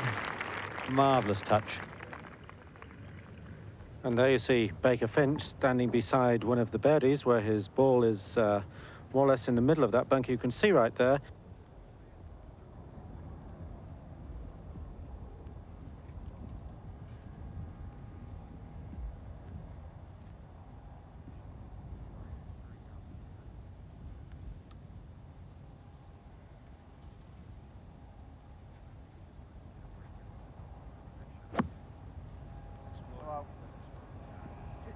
Well, he's out, but still a long shot for his third.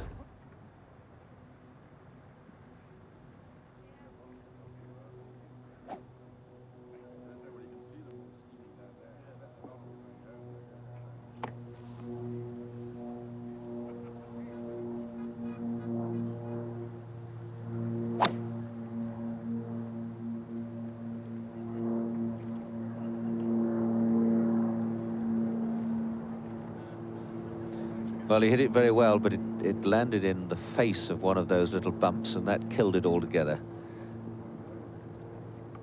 18th tee, and Tom Watson. A 3 for a 65.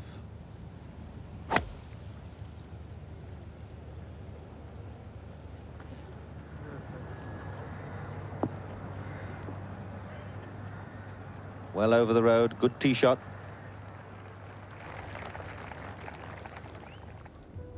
Baker Finch, 4th shot at the 14th. Championship leader, but for how much longer? Oh, that just got to the top of the hill and then disappeared and back towards the edge of the bunker. Watson.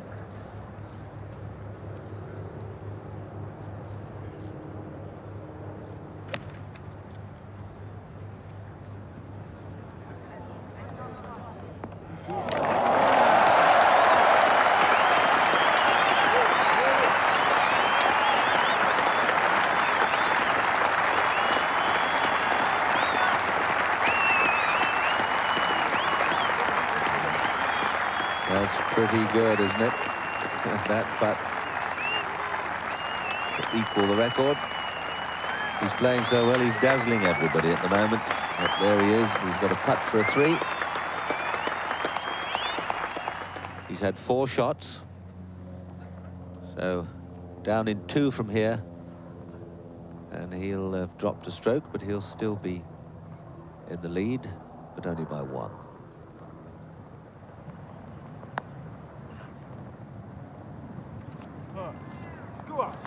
Now that's a masterly stroke.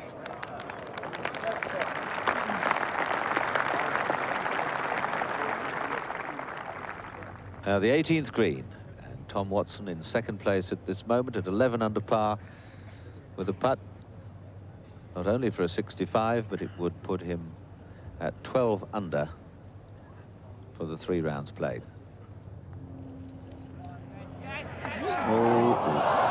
Well, it was a positive stroke, just didn't fall. And so this will be a 4 and a 66 for the defending champion, Tom Watson.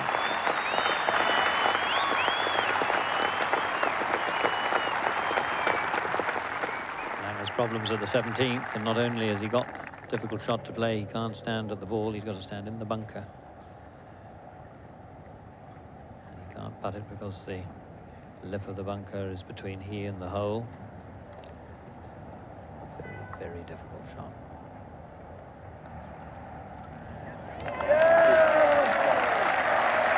Magical stroke. Absolutely magical.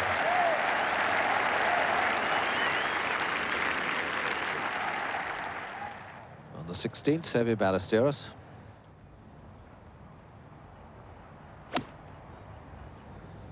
Started it left, now the wind or cut needs to swing it in a bit. And it does.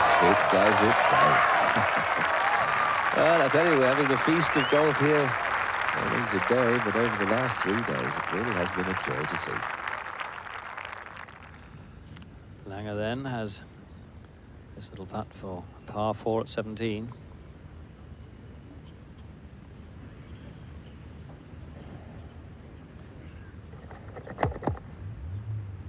Gets it. It's 2 behind Watson and 3 behind Baker Finch.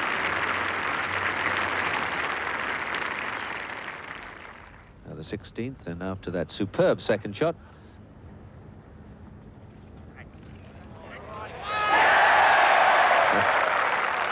He's on the move. 10 under.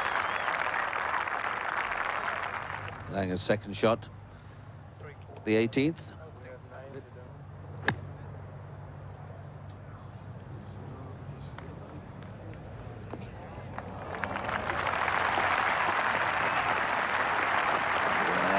Comes up. Right, that's a good spot. Ian Baker Finch, second at the 15th.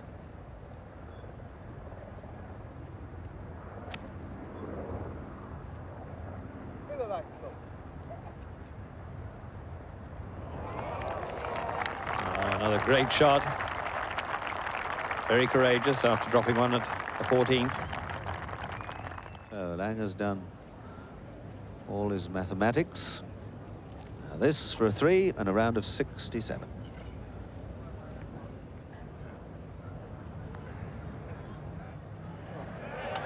Oh, Watson was top side. Langer's the bottom side. And that'll be a 4 for him. And he'll finish 3 rounds at 9 under par.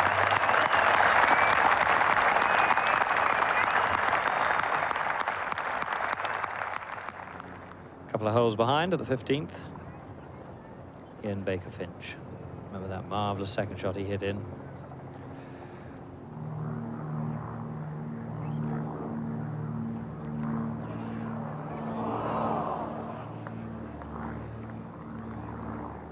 And a couple of hours ago, those all seemed to be grabbed by the hole, and now they're just missing.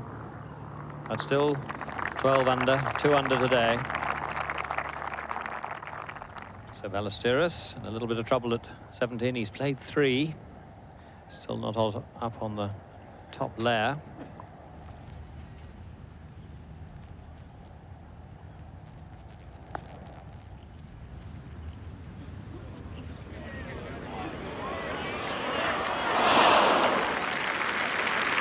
Well, we've seen some wonderful golf. The miraculous is now almost seeming commonplace. And he slips back to 9 under par.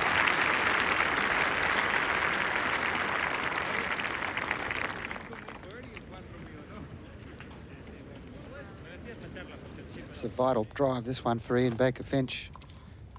Probably the most important shot of the day for him now. He's a little nervous. This tough driving hole.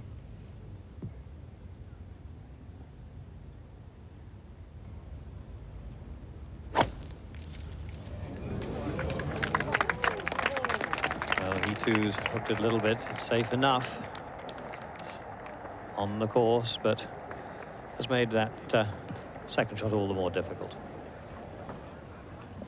Ballesteros at the 18th for a 3.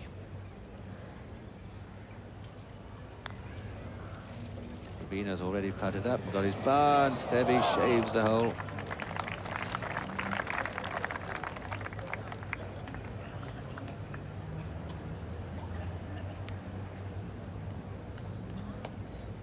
Rubino, 75 today. Seve has this putt for a 70.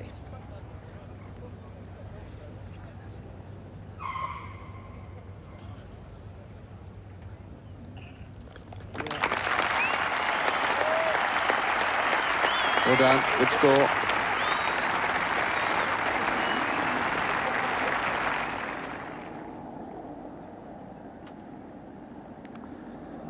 So championship leader Ian Baker Finch, his 3rd shot to the par 4 17th.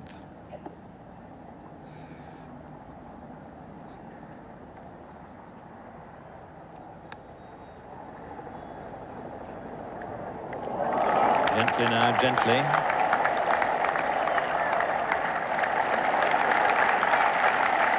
That'll do.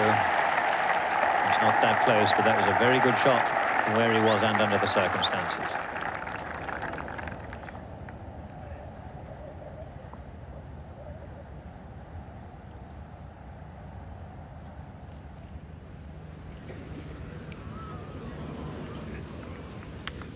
Good putt, but not a perfect one. It's a 5. And he slips back for the first time today out of the outright lead to join Tom Watson at 11 under par. He still has 1 hole left to go.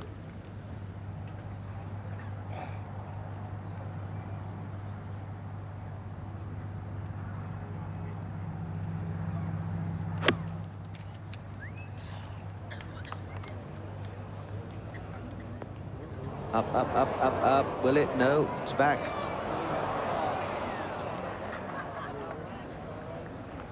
Well, he played the shot well. He just misjudged it a bit, and you can see it's rolled to the bottom. And well, not so easy just to get down in 2 from there.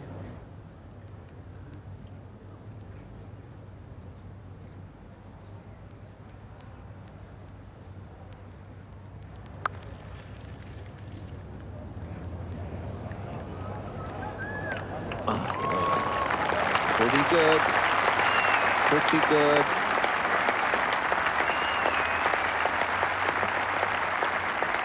Well, he hasn't wavered really at all. Now, hopefully, for the young Australian, this will be his last stroke of the day.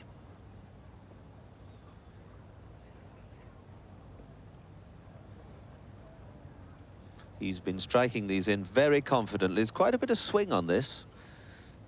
If he doesn't just strike it firmly enough, it can wander away.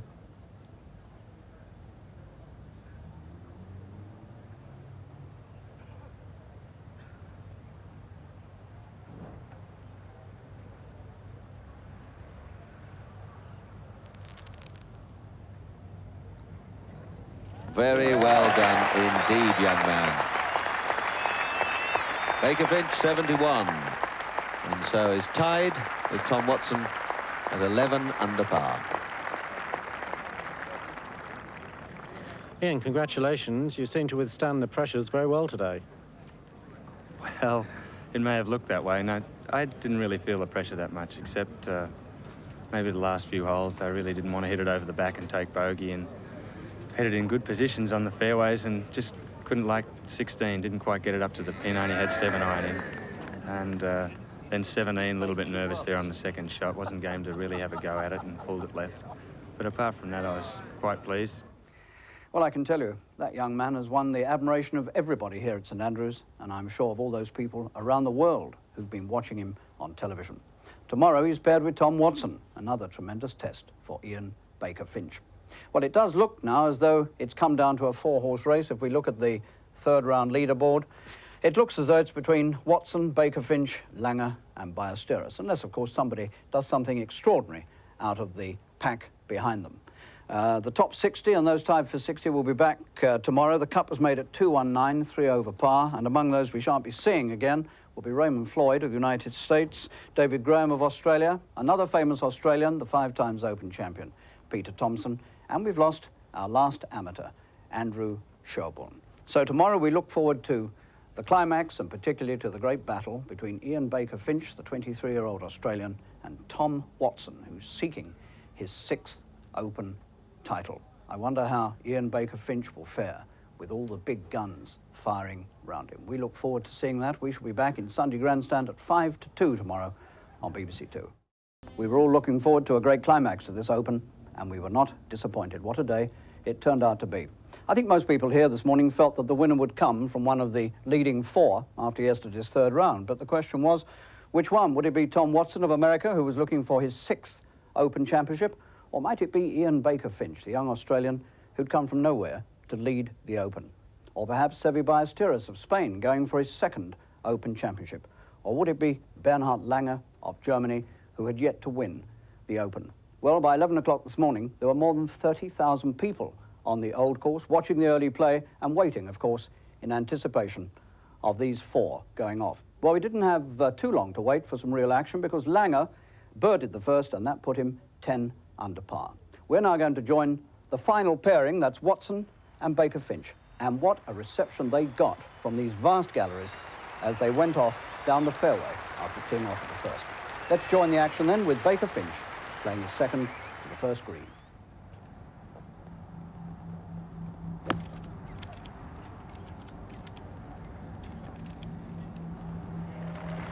Oh, that's desperately unlucky. That ball pitched at least 4 or 5 feet on the green and jumped back into the burn. So Langer with, well, it looks comparatively easy, but that bank is quite steep. Got to get it out, but at this stage he's trying to get it obviously as close as he can. It's not just a question of getting out.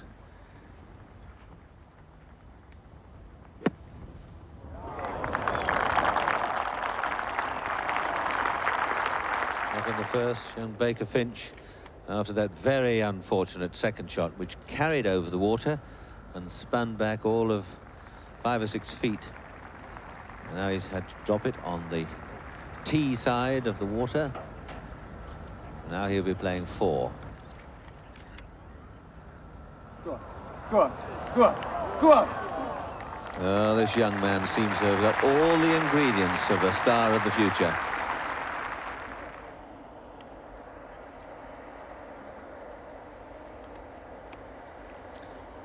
He saw Seve's drifting and just overcorrected, so Langer drops a stroke. And these are supposedly the easier, the simpler holes. And Tom with a putt for a 3. Well, a very comfortable long putt, just a few inches away. It's a 4. For Watson, he stays 11 under. This is for a 1 over par 5 when he really hasn't hit a poor shot. But he really didn't deserve to jump back in the water. Gets away with a 5. Shot of no more than about 150 yards.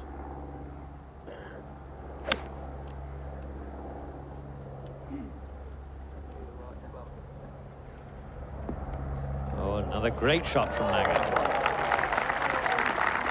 Watson's 3rd shot at the 2nd, and selects the putter.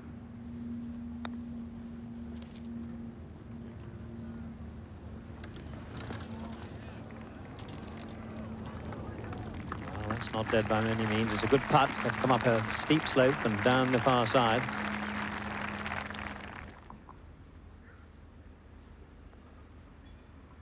Don't think so. So he slips back to 10 under.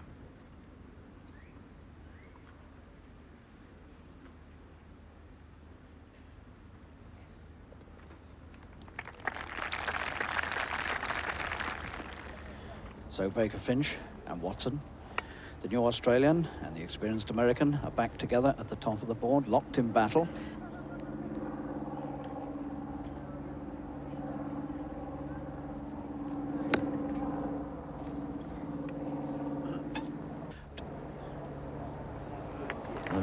Tremendous amount of backspin on that. Too much, in fact. Ballesteros held a very good putt on the second. Disappointed not to get his birdie at the first. And yesterday he hit the ball absolutely beautifully and only made one or two of many opportunities from this sort of range.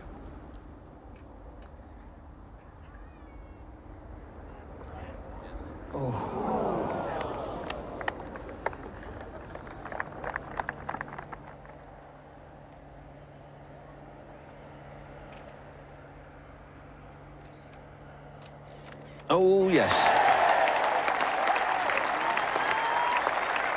That'll cheer him up.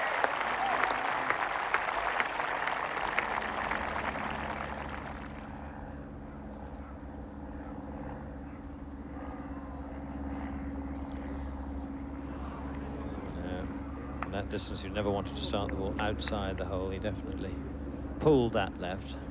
Good opportunity missed, and he stays 9 under.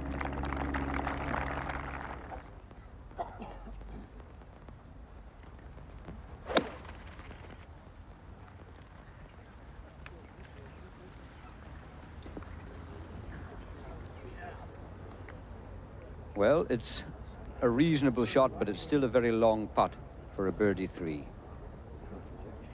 Now Ballesteros, unable to make a birdie with a 1-putt green, so here trying desperately to get it on and be able to 2-putt for his birdie.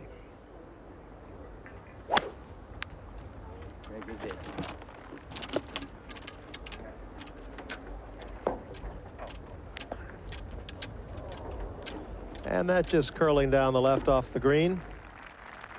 Well, Baker Finch actually electing to use a 7 or 8 iron and play a little Scottish chip and run.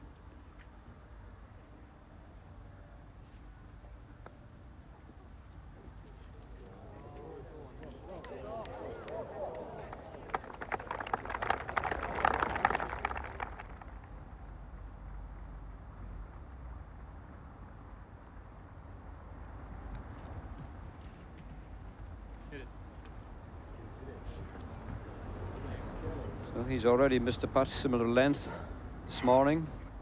This putt to save his par at the 4th.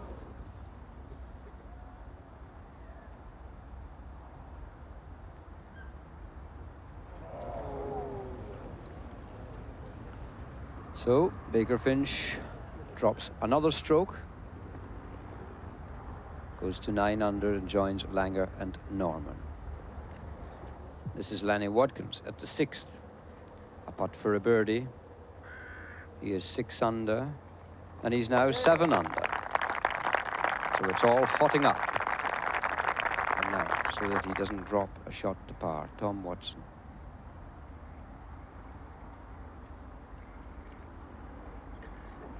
Took the gentle swing away that Baker Finch did.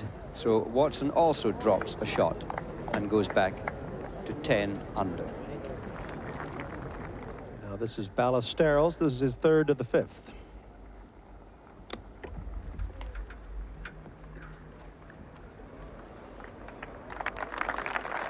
There's a beauty. That's for a birdie. Langer and Ballesteros both 1 shot out of the lead.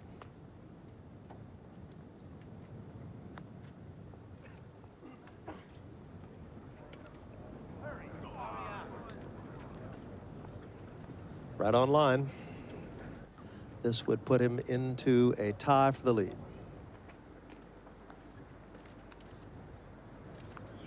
Well, he's done it. For Ballesteros into a tie for the lead in this championship, 10 under par. Now this is a critical putt for Langer.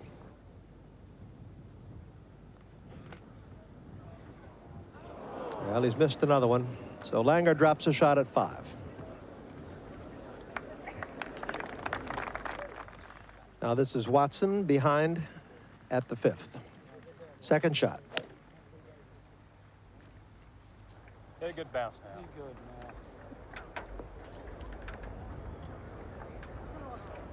Well, he's hit a beauty. It's on the green, on the putting surface.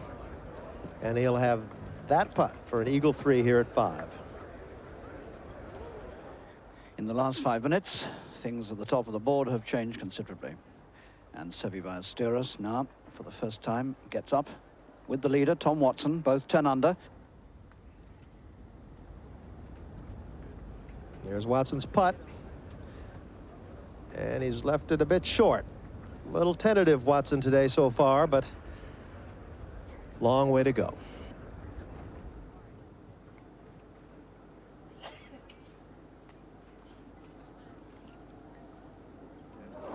Well, that's 3 of those we've seen him miss in the first 5 holes.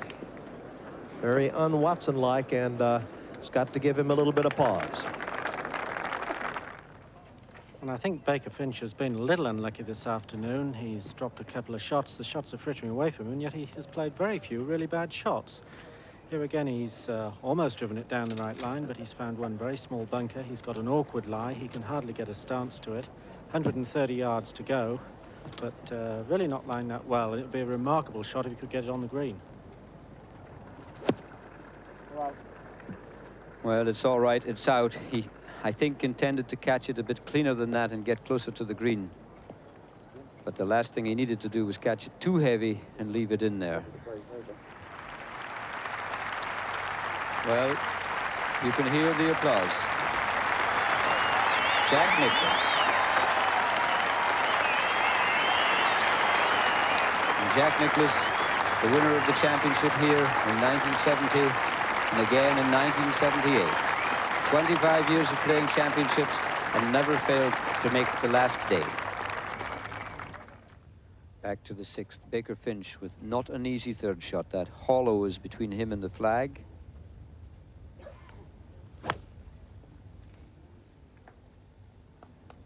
And he's pitched onto the face of it, and it's gone back down the valley. Now, this looks to me like a number 5 iron. Yes. Lovely rhythm on this shot. Get in the hole, they call. My goodness, it nearly did.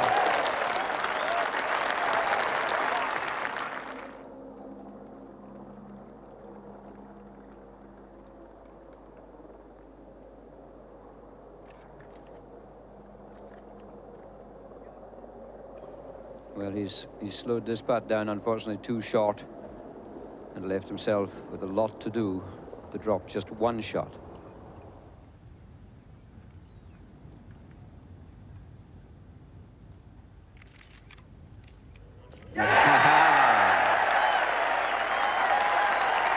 So we have a new championship leader for the first time.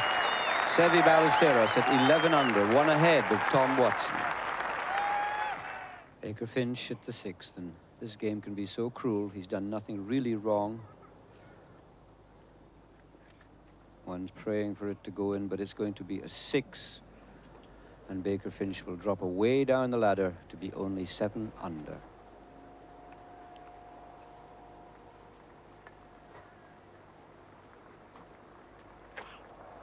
Oh, in the side door, and he goes to 8 under par.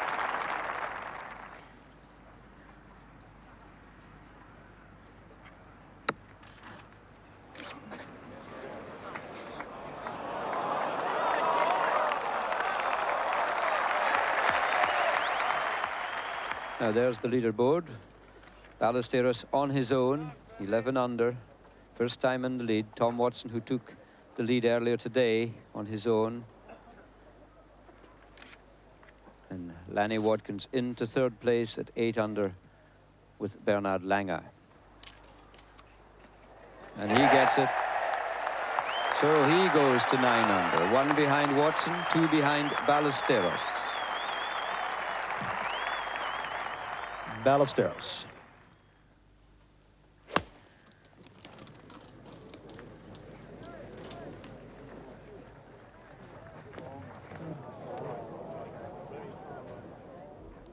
Faldo 5 under today, started at 3 under.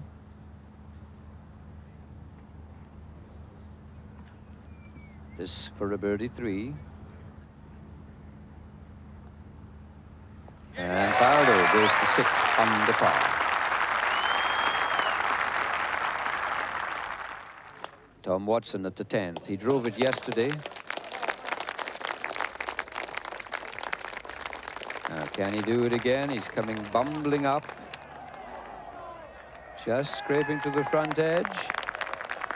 Just on the edge. What a superb tee shot. And Seve, coming up just short of the bunker on the 11th hole, selected to play a putter. It goes curling around and stops there.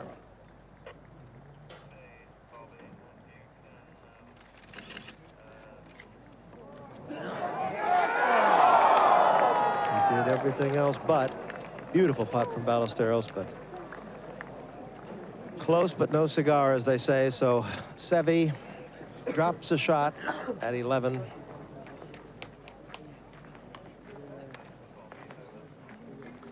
And is now 10 under par.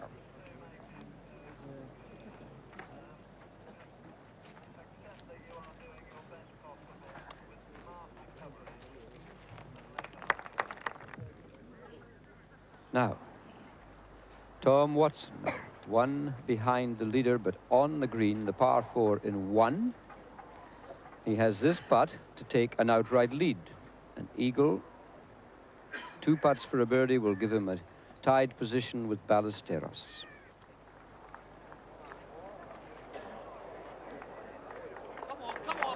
And he's got that for the birdie 3.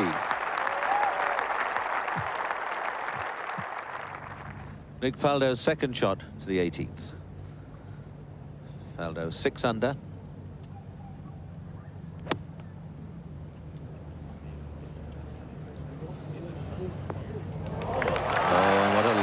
Finishing pitch to this 18th green by Faldo. And many disappointments yesterday. A chance to finish with a birdie 3 at the last.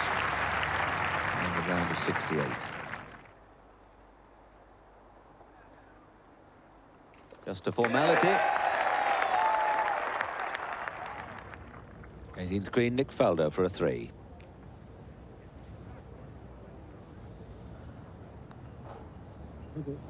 Come along. Well, that was a bit of a weak putt, but a round of 69 from Faldo, and 4 rounds at 2.82, 6 under par. Well, big trouble here for Tom Watson at the 12th. Gave it a big whack from the tee, and look where he put it. It's an unplayable lie he's taking, so penalty stroke. This hole's only 316 yards, but Tom paid the penalty of a wayward tee shot. There he is up on the top right there as we look back.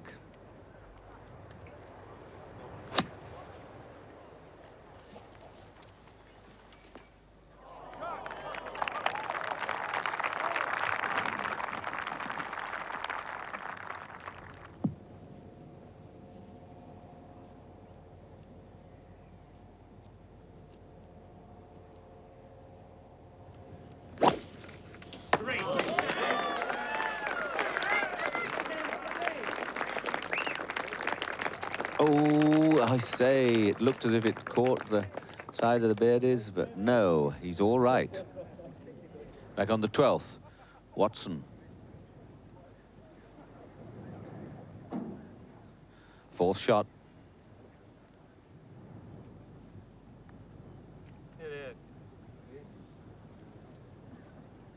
That was a bit weak and wobbly. That's very uncharacteristic.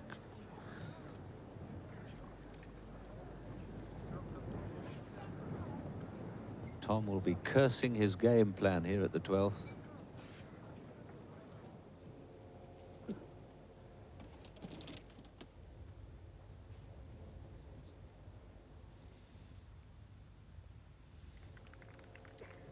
Well, he gets a 5, but that could be costly.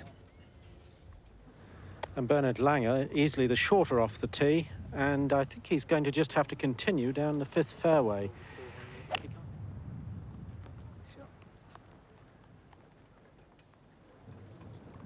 So he just knocked it down and safe enough.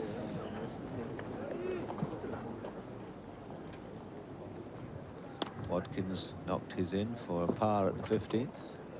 Now Seve's going for a big one. Good hit.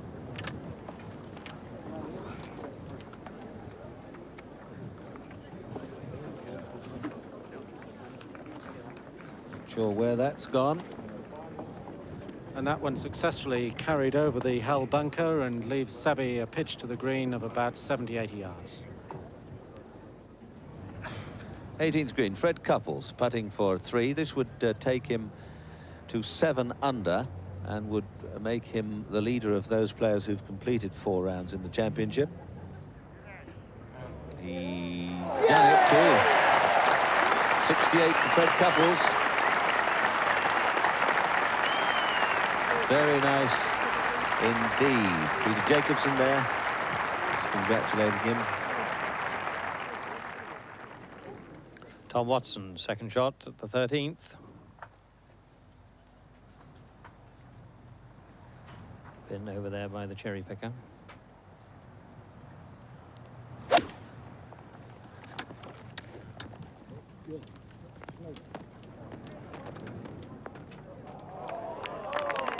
Oh, what a marvellous shot. Perfect answer to dropping a shot at the 12th. And there we see the third shot that faces Langer at the 14th. Every shot these players play now, they throw up a handful of sand, and that's a great shot. That really was beautifully judged. He changed his mind, changed his club at the last moment. Whatever he changed to, or whatever fresh thoughts he had, certainly paid handsome dividends. Now Seve from directly in front of the green. Third shot. Up it goes, and yes, down the slope it comes. Pretty good. Watson at the 13th. This for a birdie, and to once again go into the lead on his own.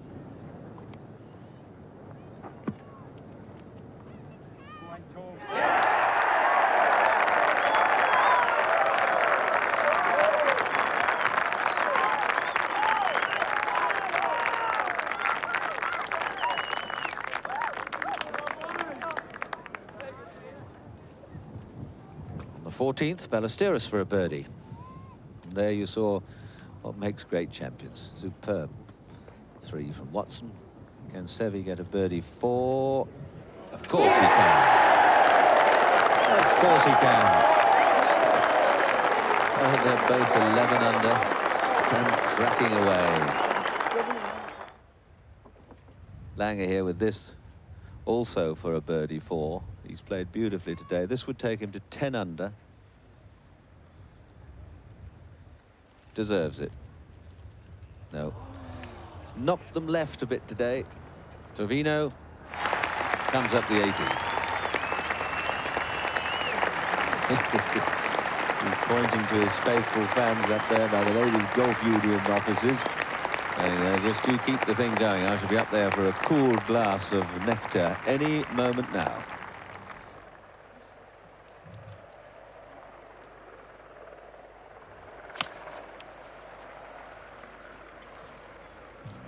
Well,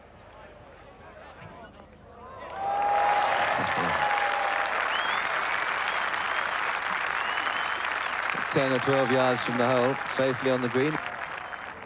Watson, third shot, birdie putt on the 15th.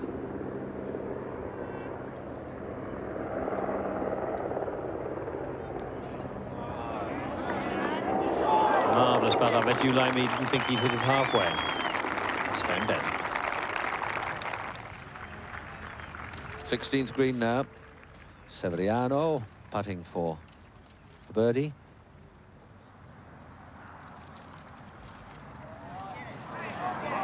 not quite. Has he? Oh. A whisker short. Oh, dear. What hit the ball.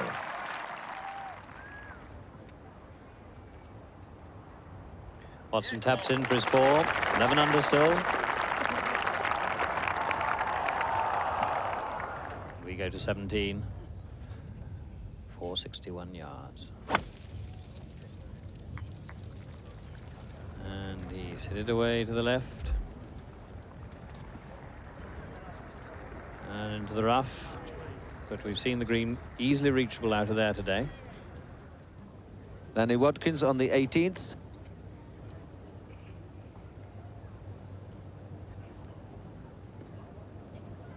For a birdie 3, and he's got it. Well holed. Watkins finishes 7 under, dropped the stroke the 17th, but a 3 at the last. 7 under for Lanny. Watson's second shot to the 16th.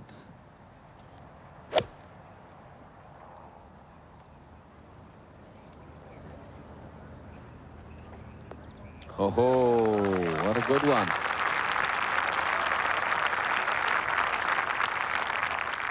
It looks so it'll be Langer to play first, and oh, he's got a far clearer view of what he's got to do.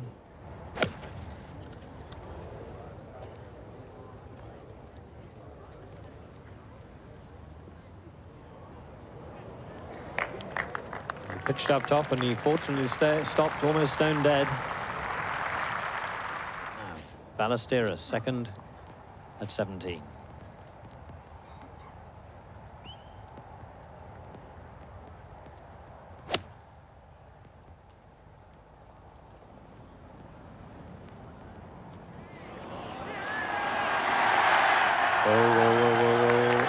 That's a marvellous shot.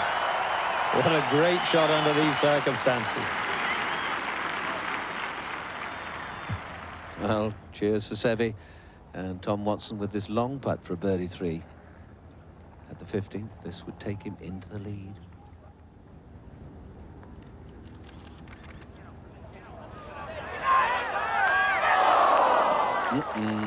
A 4. Still they're tied, but Seve's on the 17th green, fairly near the pin, so you'd have to say the odds are slightly in Seve's favour at this moment.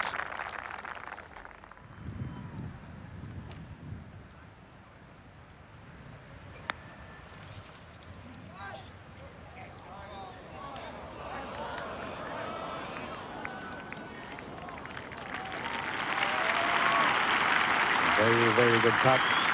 A good 30-35 yards. Back on the 17th tee. And he set that off on the perfect line. Very brave. Seve for a 3 at 17. It's not died yet.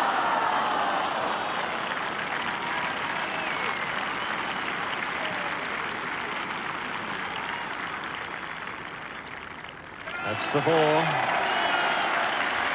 11 under.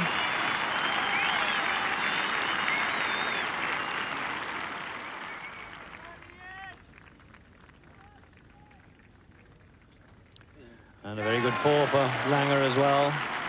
He stays 9 under. And both he and Ballesteros move to the 18th tee, the last hole.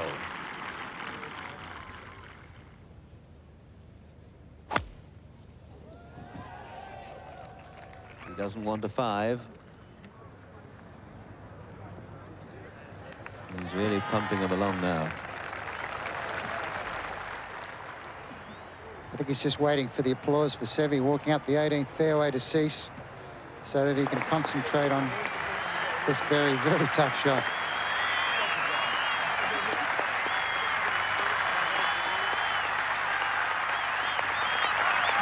And what scenes they are.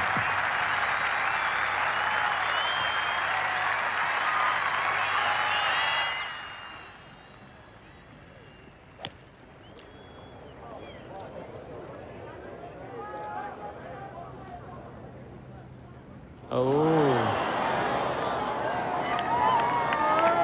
Oh dear, oh dear, oh dear.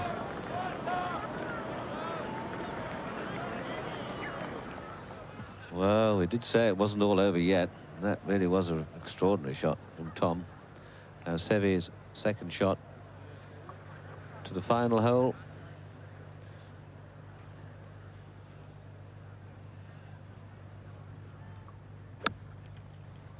And the dust flies.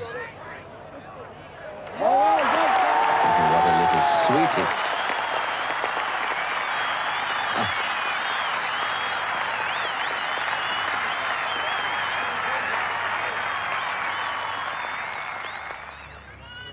Now Bernard.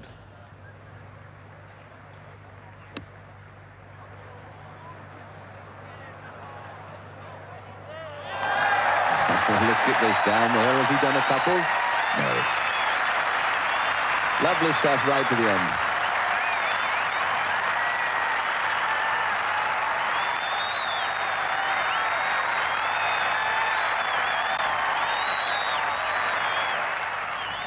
But Watson's not cheering, and he will need a total miracle to get down in 2 from here.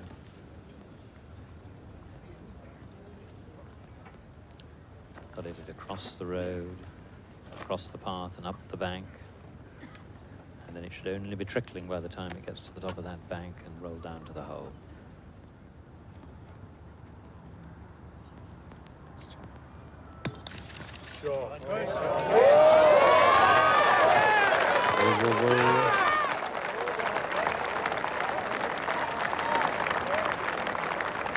Well, he couldn't really do much more. Seve lining up a shortish putt. Coming up the hill. Slightly uphill. This for a 3. And he's just done it. Oh!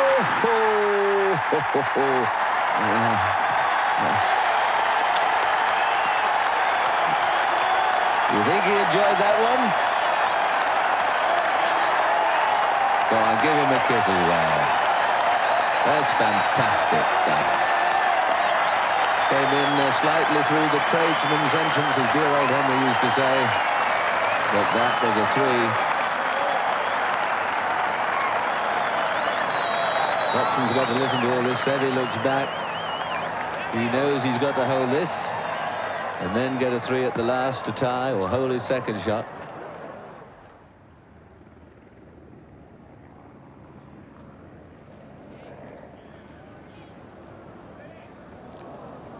And that, one must think, is where his run of the 6th title has come to an end.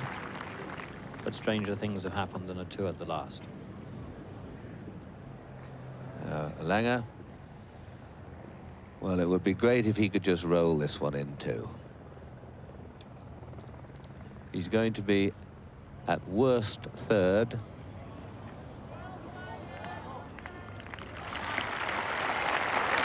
Turn right.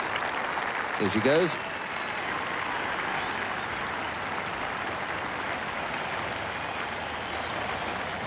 What a sweet finish. Langer finishes 10 under.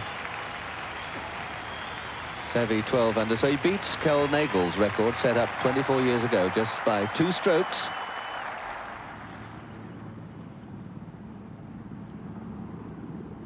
That's a 5 for Watson. A sympathetic applause.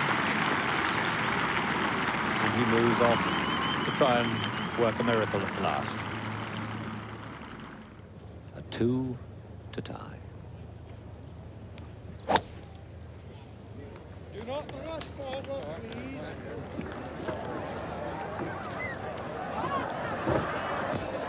Oh, hello, there goes the constabulary.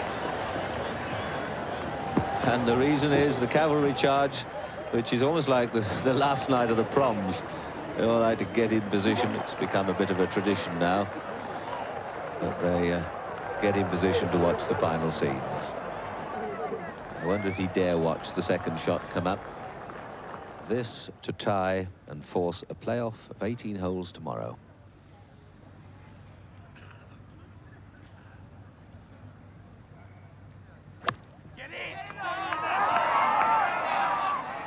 He's offline. A bold one right over the top of the flag. Almost up into Doug Sanders' territory. Right over the flag. Bad luck, says Alfie Fowles.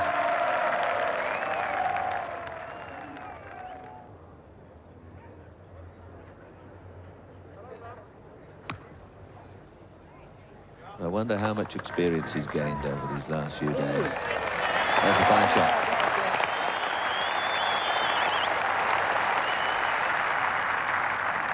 Jaime Gonzalez congratulating Seve as Tom strides up in front of the famous Rusak's Hotel.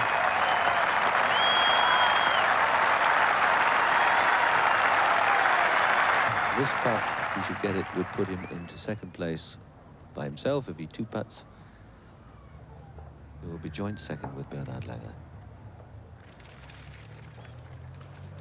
Turn right. Well judged. It'll be a 4 for Watson.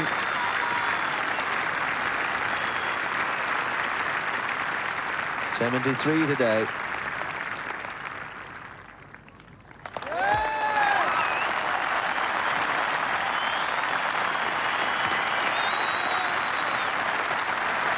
Well, a very brave defence of his title. Only one man beat him. Now Ian Baker Finch, who gave us all so much enjoyment over those first 3 rounds with his very youthful golf. This for a birdie 3. Come on, stay up, stay up, stay up. Yes, well done, sir. Oh, well, he broke the 80 barrier. Plenty of disappointing holes today. Started off with a very unlucky second shot to the first hole, pitched on the green and screwed back into the burn. And then nothing went right for him. But you'll be certainly hearing a lot more about young Ian Baker Finch and to this man, Tom Watson. Some of the scores, that's how they finished. Seve 12 under, beating Kel Nagel's record set 24 years ago, but only by 2 strokes. Bernhard Langer and Tom Watson in second place. Seve, bravo, senor. Yeah, that was a great. You know, that last part that was great, and I think especially the second shot of the 17, that was the crucial point, I would say. Just tell me what you felt like when you got the 3 on the 18. I feel great. I feel very exciting, and you know, when I make the putt, I thought, you know, well, let's see. That was, you know, probably that's it. But but the 17th was the vital hole, wasn't it? You really had to get a 4 there. You very nearly got a 3. 17? No, I have a 4. Almost a 3. Almost. Very close. Very close, that's right. But I was very pleased with the 4 because I have a little trouble the previous days, making 3 5s, and I told my caddy coming into the 17, then we have to finish 4-4 at least to have a chance. And you know, after I make 4 of the 17, and I saw Watson on the fairway, I say, well, Watson is Watson. I think he's going to make par, so we need the birdie on the last. And I hit a very good driver and a good second shot, and I hit, the pad was, you know, so-so, not too bad. I just nearly missed it, you know? And that was a great pad. This for a 3. And he's just done it. Oh!